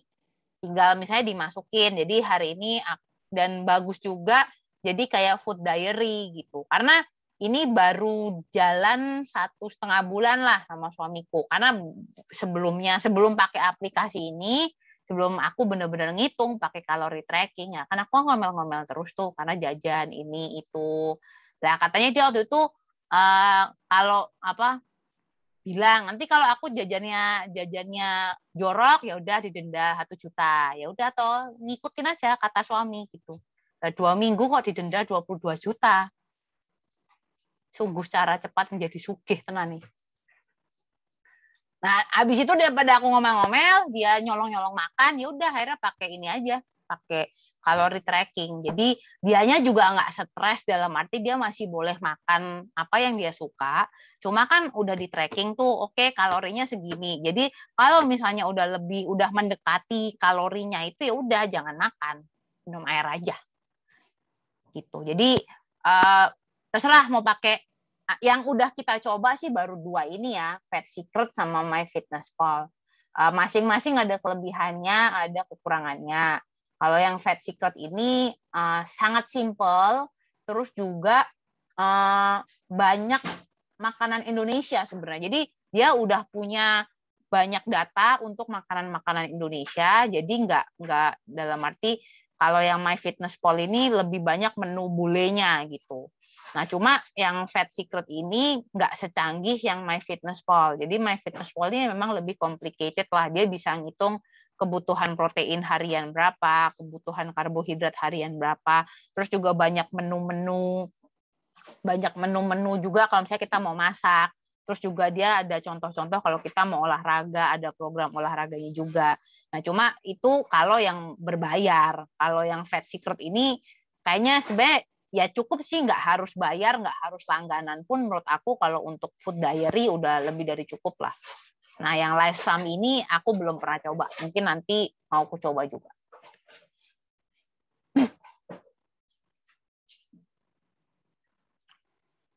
Oke, pertanyaan lanjutan. Kalau yang nggak ikutin diet pola makan yang sehat untuk long term gimana? Bisa nggak makanan yang nggak baik dibarengin dengan suplemen-suplemen dan makanan-makanan sehat? Nah, ini contoh makanan-makanan yang nggak sehat itu apa? Kan perlu di breakdown dulu apa aja yang dikonsumsi gitu. Misalnya suka makan gorengan, nah terus suka makan apa, itu kan sebenarnya tinggal porsinya aja, tinggal ngikutin porsi aja sih sebenarnya. Yang penting porsinya jangan sampai tiap hari, seperti fish and chips ya. Yaitu makanya sebenarnya perlu food diary itu jadi tahu, oke, aku makan fish and chip nggak apa-apa, cuma seminggu sekali. Ya minggu depannya makan martabak misalnya. Ya martabaknya berapa potong, jangan juga 1 tampah dihabisin sendirian gitu kan. Nah, kayak martabak sepotong, biasanya kalau martabak manis sepotong itu ya sepotong bisa 300 lah, 350 400 kilokalori. Ya berarti kan itu kalau misalnya kita udah tahu nih hari ini 1.300 ataupun 1.500 jatahnya. Ya udah berarti hampir sepertiga dari makanan hari itu udah habis gara-gara martabak. Ya sisanya makanlah sayur, buah. Jadi ya sebenarnya jangan terlalu pusing dengan nggak boleh makan ini, nggak boleh makan itu, karena bener-bener deh kalau restrictive diet gitu ya, yang ini nggak boleh, itu nggak boleh, itu benar jadi stres, tidak menikmati. Itu yang membuat akhirnya orang awal turun cepat, cuma habis itu ya maintenance-nya ya udahlah aku udah turun, bodo amat gitu. Jadi sebenarnya nggak masalah. Sering-sering olahraga sih tepatnya untuk itu. Jadi kalaupun berlemak apa ya dibarengi dengan olahraga mau nggak mau. Ya dibarengi sama suplemen dalam arti kayak apa fish oil, terus juga koenzim Q10 itu juga oke, karena itu mempercepat metabolisme dan itu maksudnya di-approve sama dokter gizi juga kok. Gitu. Terus ini nih tadi kan udah ngomong pola makan, sekarang ke olahraga. Nah, ketika olahraga pun juga harus ngerti heart rate-nya tuh harus mencapai gitu loh. Jadi kalau memang ada yang bilang kok gue olahraga tapi kok nggak turun-turun, ya olahraganya apa, berapa lama, mencapai heart rate-nya tuh gimana. Sebenarnya sih memang disarankan kalau memang serius ya pakai fitness tracker gitu. Terserah lah, fitness tracker kan juga sekarang udah banyak yang harganya tidak terlalu mahal, nggak sampai kayak maksudnya juta-jutaan gitu kan. Nah itu jadi kita benar-benar tahu ketika kita olahraga, kita tahu nih heart rate-nya kita sampai mana gitu. Dan cara ngukur heart rate-nya itu setiap usia itu punya maksimum heart rate. Jadi misalnya untuk mengetahui maksimum heart rate-nya itu 220 dikurang usia kita. Kalau misalnya usianya 30 tahun, ya berarti 220 dikurang 30 tahun. Jadi ketika olahraga, maksimumnya itu 190, jangan sampai di atas 190 ya, jantungnya nggak kuat nanti. Nah, untuk membakar lemak, zona pembakaran lemaknya itu 60-70% dari maksimum heart rate-nya tadi. Jadi kalau memang mau ngurangin lemak ataupun memang mau nurunin istilahnya olahraga untuk menghilangkan lemak, ya pas olahraga di-maintain heart rate-nya tuh 60-70% dari maksimum heart rate-nya. Seperti itu. Oke. Koyono tanya, apakah benar jus buah itu harus langsung diminum secepatnya setelah di blender? Karena katanya kalau dibiarkan beberapa jam, maka kadar gulanya jadi meningkat. Sebenarnya bukan kadar gulanya sih, cuma gini, ada di Indonesia itu soalnya punya misconception dengan terminologi ya. Jadi namanya juicing itu beda dengan blending. Kalau di luar negeri kan blending ya blender, pakai blender, juicing ya pakai juicer gitu. Nah, kalau yang disebut ini kan sebenarnya ini smoothie, ini blender, ini blending. Nah, blending itu kenapa sebaiknya harus langsung diminum? Karena blender itu kan high speed ya. Metalnya tuh high speed. Jadi ketika bertemu dengan makanan, itu ada panas, ada friction. Namanya vitamin, terutama vitamin C, kalau kena panas pasti akan berkurang. Jadi sebenarnya kalau blending kayak gitu, itu pasti kena oksidasi. Jadi sebenarnya kalau mau blending, kalau istilahnya mau minum smoothie, kan kalau smoothie kan banyak seratnya. Nah kalau smoothie itu bisa kita langsung minum ada seratnya itu, aku saranin sebenarnya blendernya ya dicampur es sebenarnya. Jadi pas blender itu dicampur es biar istilahnya pergerakan panasnya itu nggak mengurangi kadar nutrisi atau vitamin yang ada di buah-buahan atau sayur-sayuran. Opsi lain, beli blender yang vakum. Jadi vakum blender. Jadi itu oksigennya pun juga menurunkan oxidation rate-nya. Makanya ketika biasanya kalau yang pakai vakum blending, setelah di blender itu masih bisa disimpan di kulkas 2-3 hari. Dan itu nggak akan misah karena nggak ada oksidasi itu. Jadi mengurangi potensi untuk sineresis. Sineresis itu kan pemisahan ya, seperti itu. Nggak pecah gitu. Nah kalau juicing, ya juicing itu berarti seratnya dibuang. Kayak maksudnya slow juicer itu kenapa lebih bagus untuk juicing karena nggak panas. Cuma kan seratnya hilang semua. Nah itu kan kalau misalnya mau slow juicing, mau juicing ya, dan itu pun jangan buah sebenarnya. Kalau mau blender masih buah masih oke karena lu masih ada seratnya. Kalau misalnya juicing sebaiknya tuh 90%-nya tuh sayur. 10%, 10-20%-nya buah lah. Karena kalau enggak ya kita enggak dapat serat, cuma minum gula doang sama juga bohong. Jadi glycemic index-nya malah naik karena istilahnya insulinnya malah jadi naik kalau minum juicingnya pure buah gitu. Blend dari frozen fruit dan sayur dari iya bisa. Jadi kayak smoothie bowl gitu nggak masalah. Seperti itu. Nah, ini kalau ini aku sendiri nih. Jadi biasanya apa yang aku makan gitu. Jadi yang tadi jadi opsi-opsi makronutriensnya untuk karbohidrat, fat gitu, aku ganti. Jadi opsi-opsi yang lebih sehat. Nasi putih dicampur dengan multigrain yang lain.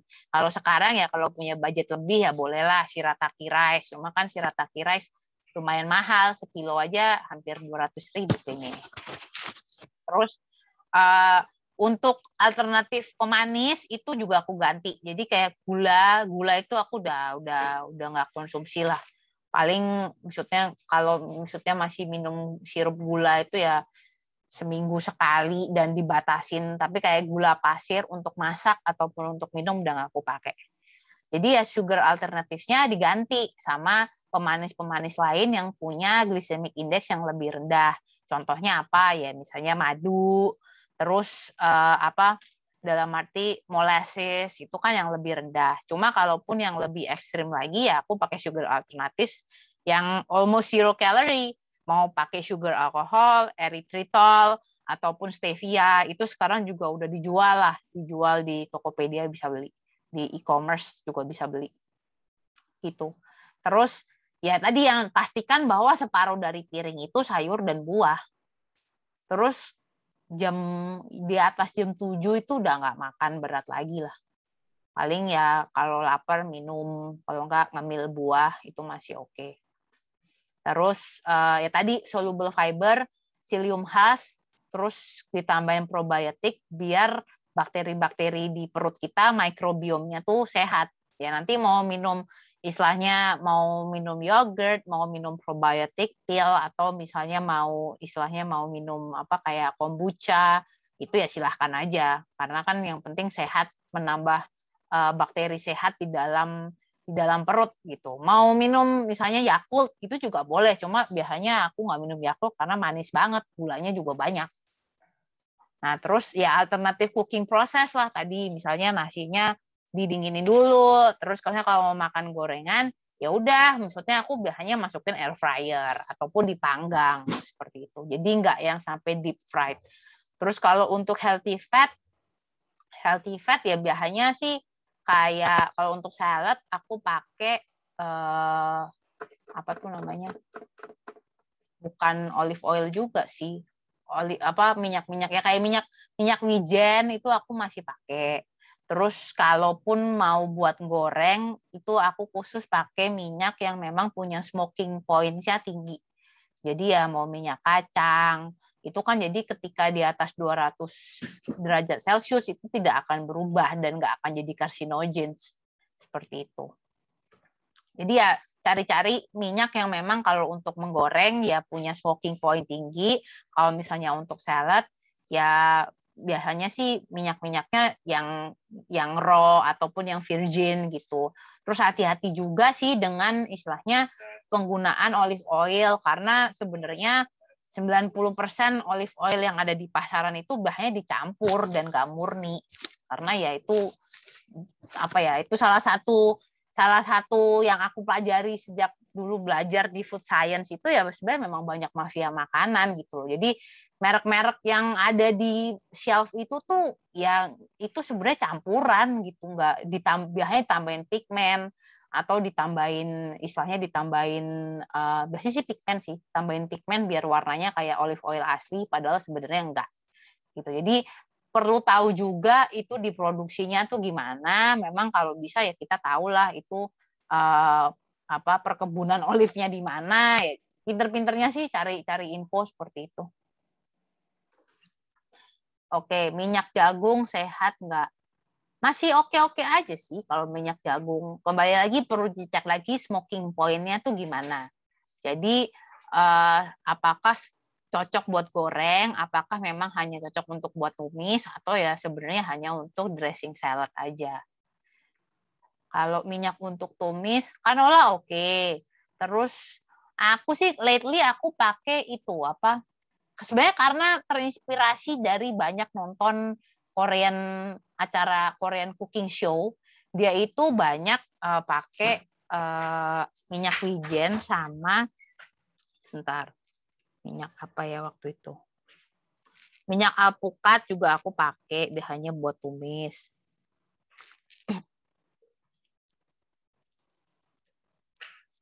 Terus kalau untuk nambahin omega 3, aku tambahin flaxseed oil, itu juga sehat.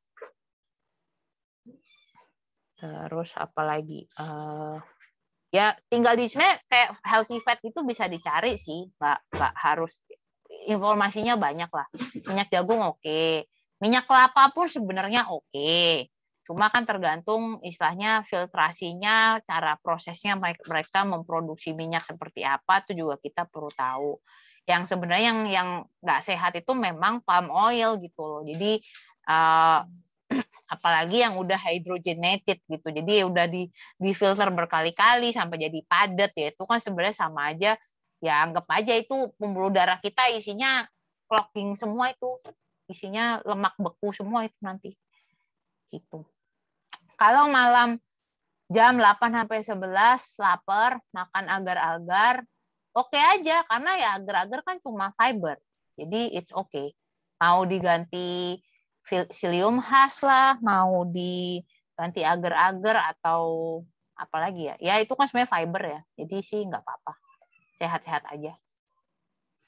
Terus aku olahraga apa aja, ya karena ini kan nggak bisa ke gym ya, jadi ya dipindahin lah gymnya ke rumah. Jadi biasanya ya body weight exercise, istilahnya pakai badan sendiri aja. Terus ada juga metabolic resistant training, itu juga termasuk ada HIIT-nya juga sih, termasuk high intensity training. Karena kayak baru bentar itu pasti heart rate-nya pasti cepet banget naik gitu, dan butuh resistant band. Sebenarnya yang minimum alat-alat yang bisa dilakukan di rumah. Terus ya lightweight training, pakai dumbbell aja biasa. Terus yang sekarang sih yang aku lagi rajin sebenarnya trampolin, rebounding. Karena rebounding ini ternyata banyak banget efeknya tuh positif banget gitu. Jadi untuk lymphatic drainage ya. Jadi untuk sistem limfa kita ngebuang racun-racun itu kan ya karena dia cocok-cocok gitu kan. Jadi ya begitu. Akhirnya beli trampolin buat di rumah, dan efektifnya karena aku lebih suka trampolin ini, pertama kan lompat-lompat kayak seneng gitu, terus nggak gampang capek, jadi dalam waktu yang sama bisa ngebakar kalori lebih banyak tanpa harus kerasa secapek biasanya. Gitu. Udah, kalau aku sih sharing hari ini sampai sini, kalau ada yang mau ditanya, terserah, monggo ditanya lagi.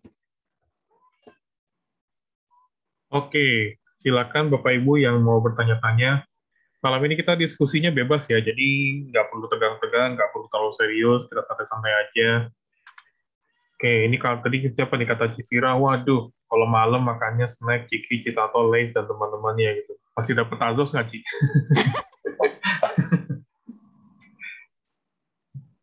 Oke. Ini kalau pertanyaan dari chat sih udah dijawab. Mau tanya nih. Ya, silakan kok. Tessa, kalau saya setiap hari minum blender ya, berarti panggilnya ya. Blending smoothie. Ya betul, di blender. Itu campur deh, kadang strawberry pisang, kadang wortel, kadang wortel campur apa gitu ya, nanas gitu ya. Tiap hari itu, setiap hari pagi-pagi pas perut kosong. Tapi saya nggak langsung minum karena saya takut dingin. Saya nunggunya itu kadang 2 jam. Saya baru minum. Nah, itu efek sampingnya apa ya? Atau apa yang harus diperbaiki ya?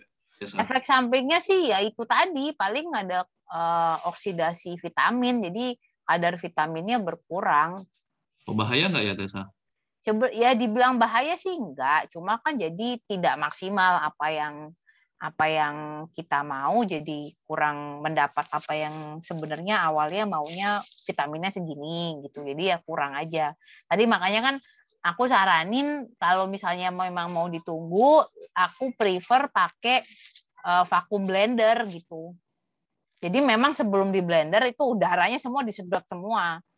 Itu pasti kerasa bedanya deh. Maksudnya aku awal-awal masa sih sampai segitu bedanya. Cuma akhirnya aku punya vacuum blender di rumah, itu bener-bener kerasa bedanya. Jadi kayak freshness-nya, rasanya, mouthfeel-nya, terus juga lebih tahan lama gitu. Oh, vacuum blender itu jenis blender ya? Kita beli jenis Iya, blender. vacuum blender khusus ada memang namanya vacuum blending. Vacuum blender Jadi, ya. Jadi nanti sebelum di blender itu udaranya semua dikeluarin semua. Oke. Terus mau tanya ini lagi, Tessa. Terus kalau misalnya kita lapar ya, kalau malam itu lapar misalnya jam 12 belum tidur, lapar. Kita ganti makan pisang, makan buah, itu oke nggak ya? Masih oke. Masih oke sih. Asal jangan misalnya buah yang tinggi gula, misalnya kayak anggur, duren, itu kan tinggi kalorinya tinggi banget dan gulanya juga tinggi banget gitu. Ya itu sebenarnya biar nggak memberatkan organ aja sih. Harusnya kan pas tidur kita istirahat gitu. Jangan membebani dengan mesti mencerna, mesti ini gitu. Oke, tadi ada pertanyaan apa nih? Sebentar ya, kok aku bahas tadi.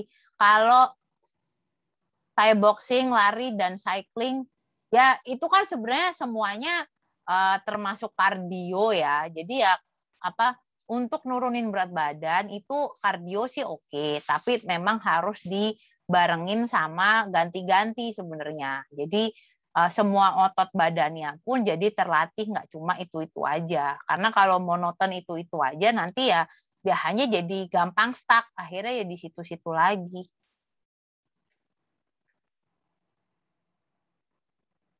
Kalau untuk awal-awal sih nurunin oke lah untuk kardio. Yang penting ya tadi prinsipnya olahraga kalau memang mau nurunin berat badan, heart rate-nya harus di range yang memang fat burning zone.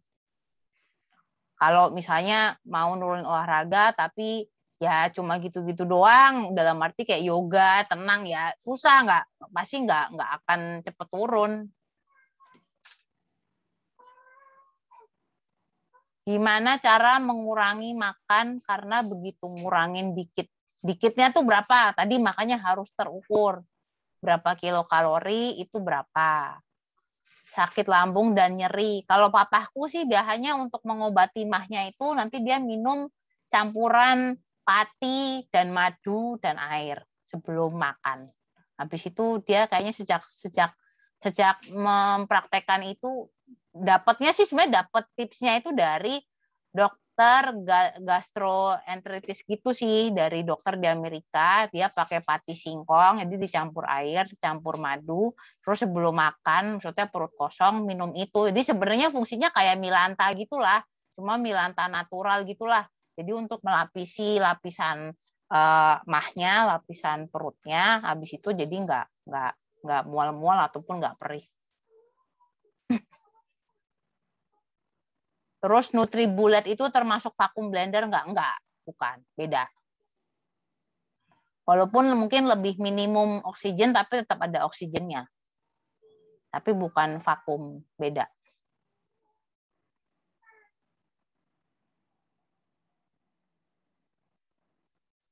Itu, oh ini apa prakarya di rumah karena terlalu banyak kain, jadi Bu Yuli nanya baju siapa tesnya, itu bajunya lagi mau dikecilin Bu, biar sesuai dengan ukuran saya.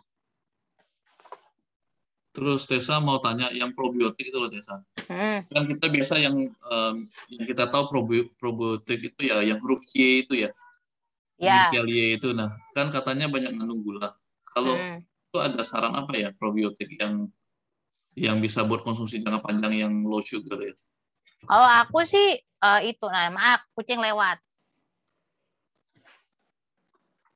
Jadi biasanya sih itu kalau aku bikin yogurt sendiri. Jadi beli susu segar, terus ku campur sama bakteri yogurt.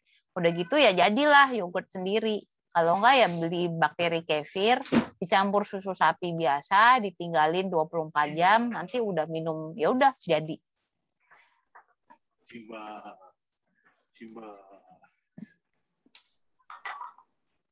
Gitu. Kombucha juga oke gitu. Kalau misalnya mau kefir juga oke. Oh, ini kucingku yang lain nih. Banyak kucing.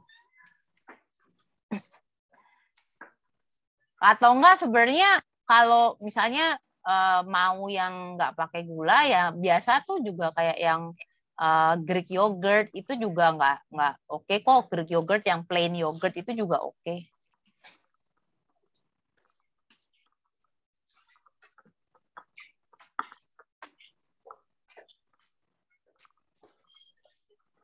Oke, ada pertanyaan lagi?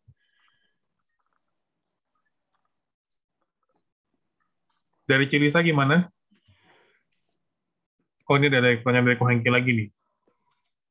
Ini kan udah sekitar sebulan minum multivitamin, cuma setelah minum, meski cuma 1 tablet, kenapa urin selalu jadi kuning selama kurang lebih 3 jam dari minum?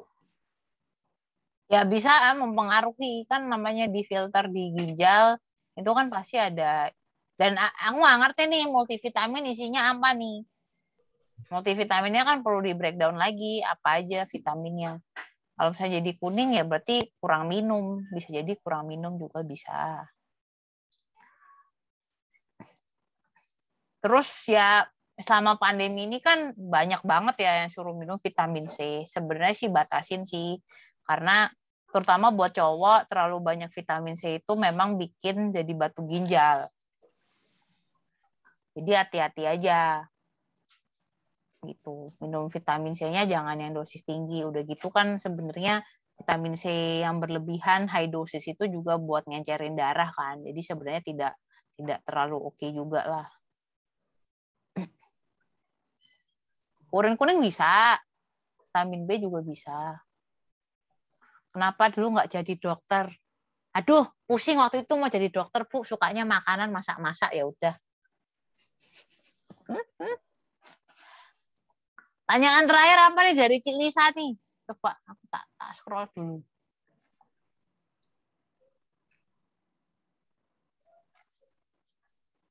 Tadi pertanyaan terakhir dari Cik Lisa yang mana ya?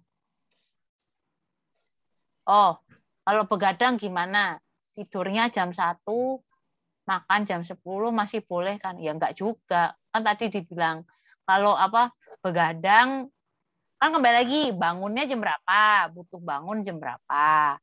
Nah, kalau misalnya bangunnya pagi kan kita tetap tidur kan 7 sampai 8 jam. Ya sebenarnya di atas jam 8 lah, aku bilang maksimal jam 8 lah, jangan makan berat lagi gitu. Karena sebenarnya sih bukan karena aktivitasnya itu ya, biasanya begadang pun juga bukan aktivitas yang berat gitu loh. Begadang juga ngerjain di depan komputer, sedentary, kita nggak jalan-jalan. Ya sebenarnya kan jadi kalori yang terbakar juga lebih minimum. Seperti itu.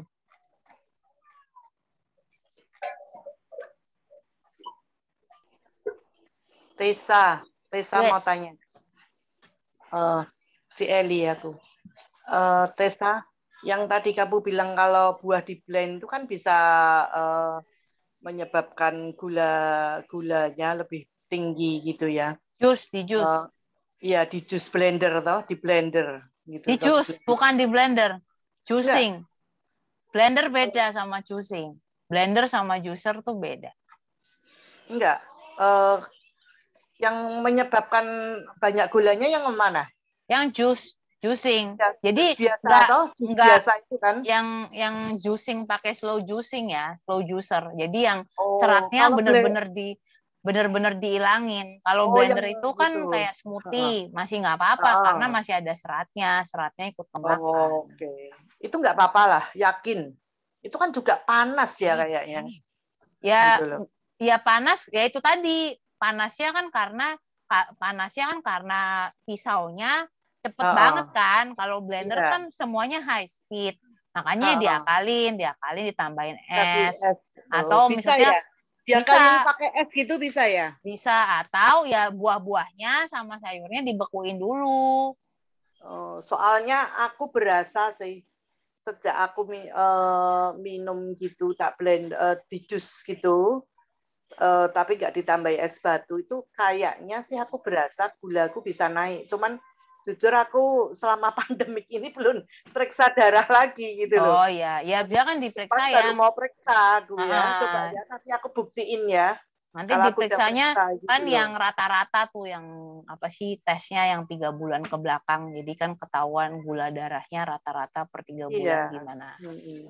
Aku udah cukup lama minum gitu gitu. Jadi kayaknya bisa naik ini. Aku kepikiran juga tadi. Ya sebenarnya sih kalau mau biar ngurangin insulin spike-nya, ya tadi sebisa mungkin kalaupun di blender itu juga digabungin sama sayur, jangan cuma buah doang. Iya. Jadi saya nanas, beet, terus sama sayur apa gitu, sama caisip, sama apa. Iya. Oke. Ya, makasih. Kalau yang itu nasi itu kenapa harus dimasukin kulkas ya tadi itu? Karena gini, ketika panas itu kan starch-nya itu masih dalam bentuk simple carbohydrate gitu. Jadi karbohidrat yang mudah dicerna oleh tubuh. Ya karbohidrat yang mudah dicerna oleh tubuh itu gampang menaikkan kadar insulin dalam darah. Nah, kalau didinginin itu struktur kimianya, struktur starch-nya itu berubah jadi kompleks karbohidrat. Jadi itu pun akhirnya jadi susah dicerna sama perut kita kan. Akhirnya karena lebih sulit untuk dicerna, ya kalorinya yang terserap pun juga jauh lebih rendah. Makanya nasi putih yang didinginin, sebenarnya nggak cuma nasi sih, dalam arti karbohidrat seperti kentang, ubi, pasta, itu kalaupun didinginin itu nanti ya strukturnya jadi berubah, kalorinya jadi lebih rendah. Seperti itu. Gitu ya. Iya. Sudah ada risetnya itu. Enggak, aku enggak, kalau misalnya aku kan udah makannya kan udah beras coklat. Gitu loh. Apa perlu digituin ya? Kan katanya kalau beras coklat itu kan juga kadar gulanya udah nggak ada gitu kan. Gitu loh, lebih daripada enggak, kalau dibilang kadar gulanya nggak ada, nggak mungkin. Kalau ada yang bilang maksudnya beras nggak ada kadar gulanya itu nggak mungkin gitu. Jadi kalorinya tetap sama, cuma perbedaannya tadi di nutrisinya, di fibernya, seratnya. Kalaupun memang mau dimasukin ke kulkas ya nggak apa-apa, nggak masalah juga. Mau langsung dimakan juga nggak masalah. Kalau multigrain itu kan memang seratnya lebih tinggi. Nah ini kalau habis masak Indomie terus dimasukin kulkas ya silahkan aja, paling banyak. Oke. Ya, makasih. Sama-sama. Ya, Tessa, kayaknya kita perlu minta Bu Yuli nih sharing tips awet mudanya apa nih? Coba Bu Yuli. Hipnosis tuh, si Danielnya dihipnosis 5 kali jadi mendingan. Coba Bu Yuli, apa Bu Yuli makanannya, aktivitas sehari-harinya. Sorry nih, ini coba Bu Yuli. Makanan saya Tessa tahu. Tessa kan sering main sama saya, ke kantor saya juga.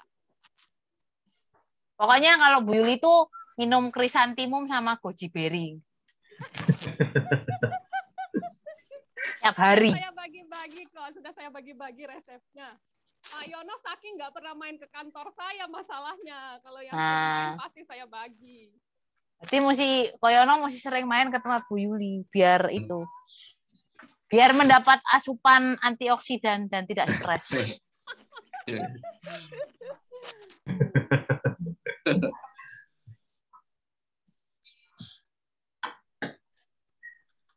Oke, yang lain, ini masih ada pertanyaan dari Ko Hengki. Berarti untuk kentang yang tinggal digoreng kan masuk kulkas, jadi itu lebih rendah kalori dibanding nasi.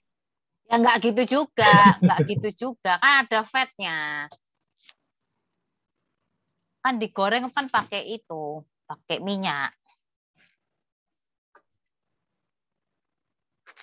Oke, berarti lemaknya dari minyaknya ya? Iya, kalorinya dari minyaknya. Aduh, nih. Si anak ini. Mau ikut show dia. Tessa mau tanya, Tessa. Misalnya kita beli ikan ya, Tessa ya. Beli ikan yang beli misalnya di supermarket itu ya, yang udah dimasukin ke dalam packing, yang udah kayak di vakum itu. Nah, itu seger nggak ya sebenarnya? Itu ada pengawetnya nggak? Itu ada atau sama ya kayak yang di pasarin? Ya kita juga sebenarnya nggak bisa tahu ya. Maksudnya kita benar-benar tahu ada pengawetnya kan kalau udah maksudnya dimasukin ke lab gitu. Cuma misalnya kalau di supermarket biasanya sih harusnya lebih terjamin. Tapi kalau dibilang segar ya dibilang segar banget enggak, karena kan penangkapan biasanya sama kapal juga udah ada cooling sistemnya kan, jadi dibekuin dulu, habis itu baru dijual. Seperti itu. Nah, cuma kan sebenarnya gini, mau nangkep segar atau enggaknya, kita mesti ngerti secara keseluruhan kondisi laut dunia itu juga sebenarnya udah nggak sehat gitu loh.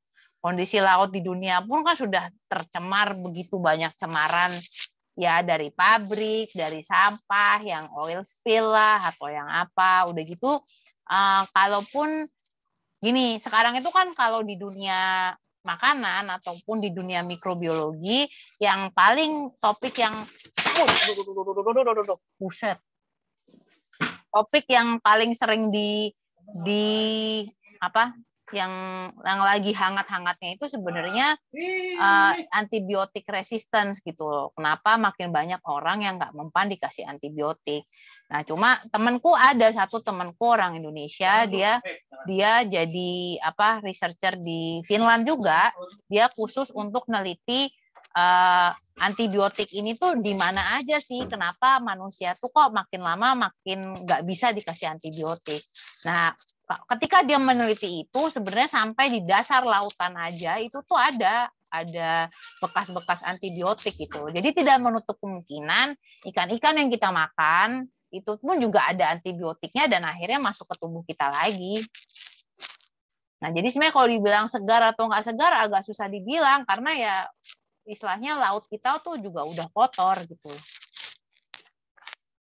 Apalagi kan sebenarnya kayak tuna itu kan juga kandungan merkurinya lumayan banyak gitu. Jadi ya kalaupun dibilang makan ikan sehat ya kembali lagi jangan terlalu banyak ya.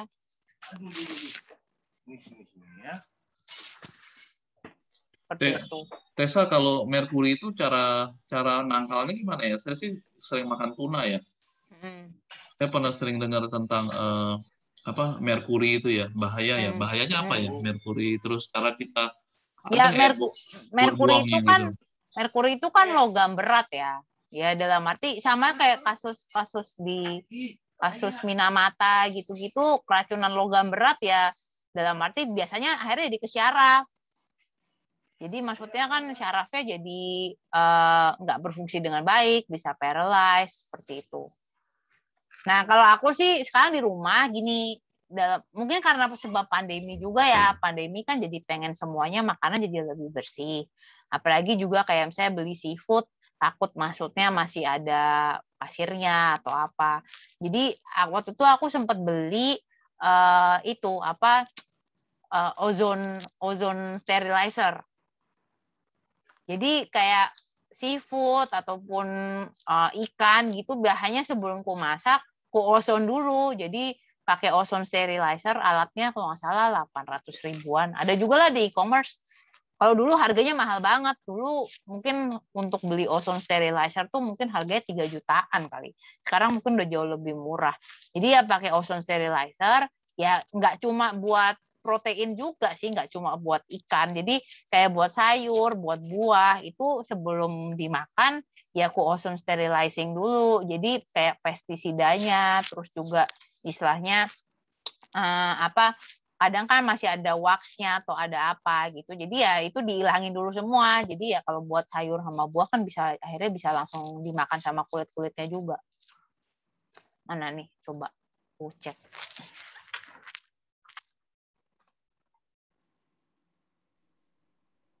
Malam ini kayaknya banyak nama-nama baru nih Pak Yono. Ini semuanya sudah tergabung di Biskom belum? Ini banyak nama baru kayaknya.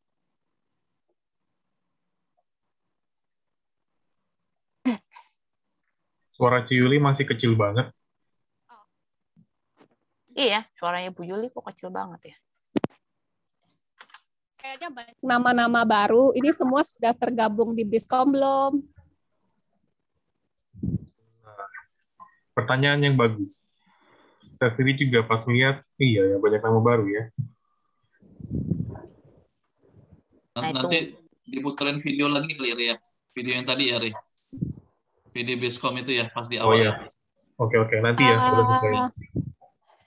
Itu ya, nama-nama kontak yang ada di Jakarta, Biskom Jakarta, itu boleh ditayangkan. Kan ada tuh yang di biru yang udah dibuatkan Santi. Jadi teman-teman bisa kontak sesuai area rumah terdekat. Itu Jadi saya nggak nanti pegang setiap tuh. ya, jadi Gimana nanti pegang nggak? setiap kali dengar saya nggak? Dengar. Cuma saya Ya. nggak pegang backgroundnya sih. Cici ada pegang nggak? Oh, biasanya ada itu Pak Yono ya, yang nama-nama ketua Biskom. Oh iya, ada di Santi lagi.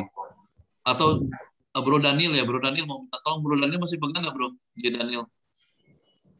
Ya, Bro. Ya. Lalu masih ada ya, yang itu ya, kontak-kontak itu ya. Ya. Ya, mungkin nih banyak aman sahabat baru nih. Thank you. Tapi mesti dijadiin co-host dulu ya, Bro Daniel ya. Bentar aku cek dulu ya. Ada bentar. Ya, oke, sambil nunggu lanjut dulu ya. Saya ini banyak pertanyaan nih buat saya japri si Pak Tessa Daniel. Oke. Banyak pertanyaan buat si Tessa nih. Oh, tadi ada Civania, apakah minyak kelapa lebih baik daripada minyak sawit? Iya, maksudnya karena ya oke lah dibilang minyak kelapa itu kan saturated fat-nya banyak juga. Cuma maksudnya dibandingkan kelapa sawit itu istilahnya memang masih lebih sehat minyak kelapa. Mungkin ya ketakutan sekarang juga karena ya minyak kelapa sawit itu tidak sustainable juga sih. Karena kayak saya terlibat penggundulan hutan, apa segala macam yang seperti itu.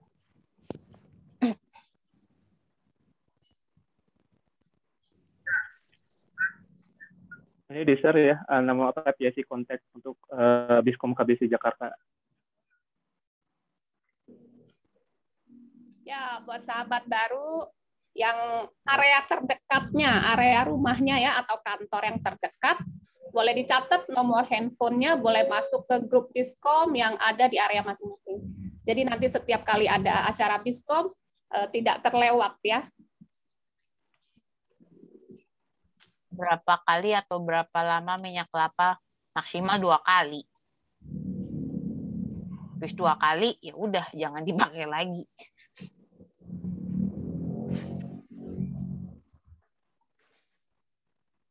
Tessa, mau tanya Tessa.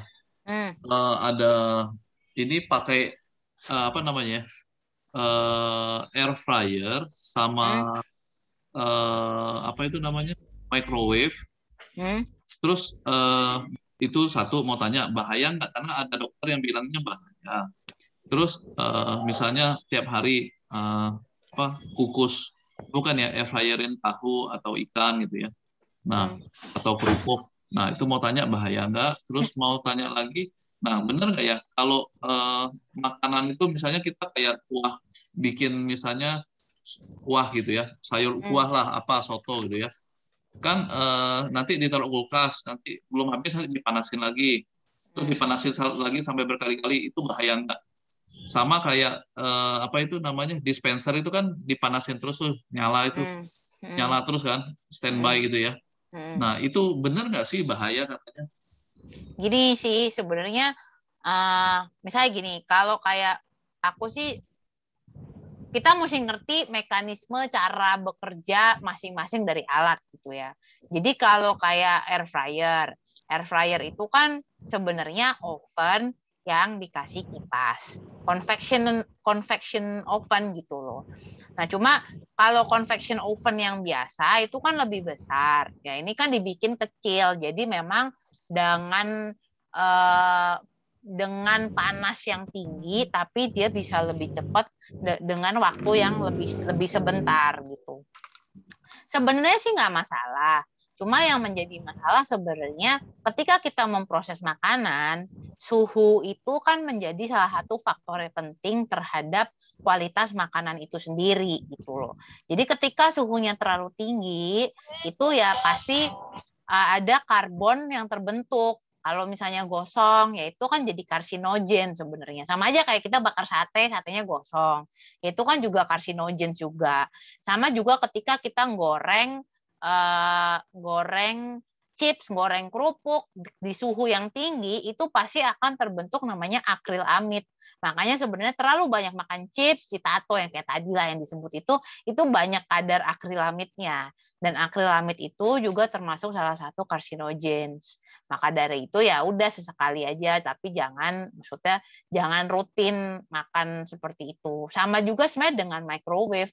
Microwave itu makanya kenapa ketika kita manasin makanan itu kan cuma maksimal juga paling 2 menit, 3 menit, nggak lebih dari itu. Karena ya microwave itu kan suhu yang amat tinggi. Nah, kalau terlalu tinggi ya takutnya lebih ke karsinogensnya itu yang terbentuk, karbonnya.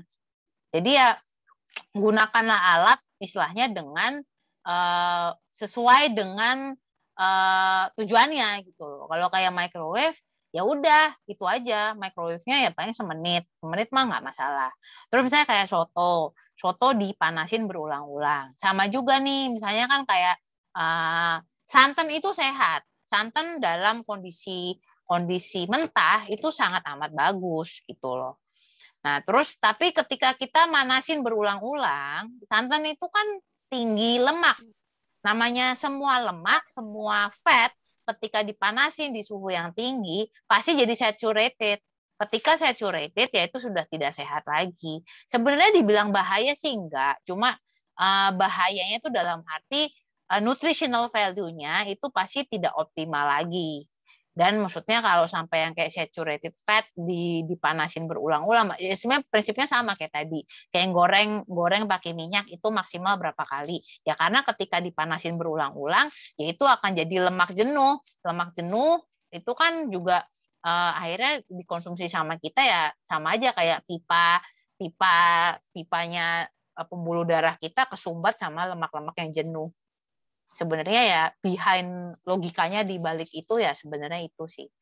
Paling kalau pakai air fryer ya aku batasin itu tidak lebih dari 10 menit.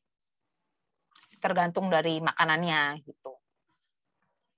Kalaupun misalnya terus kayak misalnya sayur dipanasin berulang-ulang ya kayak mineralnya kan juga pasti akan berubah struktur kimianya, itu yang menjadi tidak baik gitu. Kalau yang air di dispenser itu benar nggak itu? Kalau air di dispenser, aku bilang sih ada benernya juga sih. Sebenarnya gini, karena dipanasin berulang-ulang sih sebenarnya nggak masalah. Cuma kan kadang salurannya tuh nggak bersih gitu loh. Bisa lumutan, bisa ini. Dan takutnya itu sebenarnya lebih berbahaya kalau ada bacterial build up. Karena kan ada bakteri-bakteri yang memang bisa bertahan di suhu tinggi. Takutnya sebenarnya lebih ke kontaminasi seperti itu.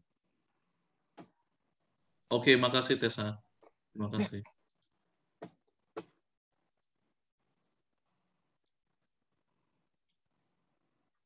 Ya, rendang di makanan Padang yang dipanasin berulang-ulang benar, yaitu saturated fat-nya memang tinggi sekali. Orang dipanasin kan bikinnya aja sampai berjam-jam.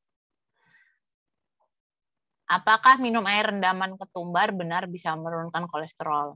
Bisa aja sih. Sama aja kan kayak misalnya makan minum jamu gitu ya. Sebenarnya fine-fine aja. Cuma kan dalam arti kayak herbal kayak gini kan kita kurang tahu lah kadar amannya tuh seberapa. Itu yang makanya sebenarnya kenapa jamu Indonesia perlu dieksplorasi dan di market juga dengan lebih saintifik, karena sebenarnya ya fungsinya banyak dan fungsinya bagus untuk kesehatan. Cuma dari sisi saintifik risetnya tuh belum sampai benar-benar oke gitu loh. Belum sampai benar-benar harusnya bisa dimarketin biar lebih menjual lagi. Oke, semuanya. Terima kasih untuk pertanyaan yang udah masuk. Kali ini banyak banget nih yang nanya-nanya. Nanti kalau misalkan memang ada pertanyaan lagi setelah ini, boleh langsung tanya-tanya lagi ya. Tapi kita closing dulu biar nggak kemalaman, karena total waktunya sudah 2 jam. Oke. Nggak kerasa ya, 2 jam. Ya, 2 jam ya, dari jam 7 ya.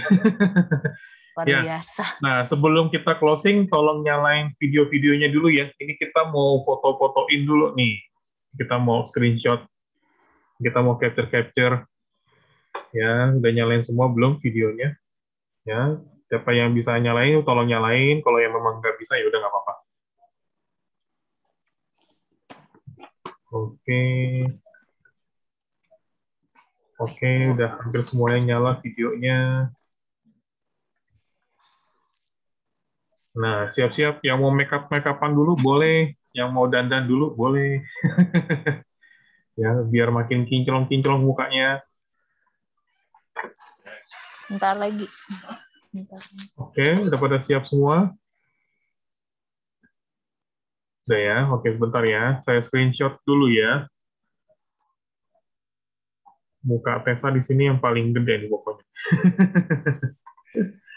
Oke, siap. 1, 2, 3. Ya, tahan dulu. Mana gue dari tadi mau ngomong video. Oke, terus kita coba lagi yang lain. Bentar ya, tahan dulu. Di next berikutnya, 1, 2, 3. Oke, tahan dulu. Oke, berikutnya. Siap-siap. Kita tahan lagi. Oke. Tuh kelinci hidup, Fir. Kelinci hidup tuh, Fir. Astaga. Oh, kelinci ikut juga, Fir. Oke, ini yang terakhir. Sip. Udah semua. Oke.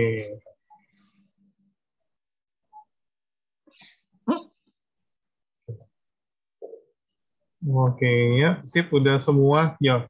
Jadi, terima kasih banyak, Tessa, untuk ilmu-ilmunya. Thank you banget Sama-sama. udah kasih Lucu ya, Tessa. semua. Thank you, Tessa. Macam-macam. Sip banget, Tessa. Thank you, Tessa. Thank you. Hai, Bu Ida. sharingnya. Thank you semua. Yuk. Live dulu ya. Bro Yono. Oke, thank you. Bu Yuli. Thank you. Oh, Bro Aven. Ya, Yuk, mari. hari Oke. Alah.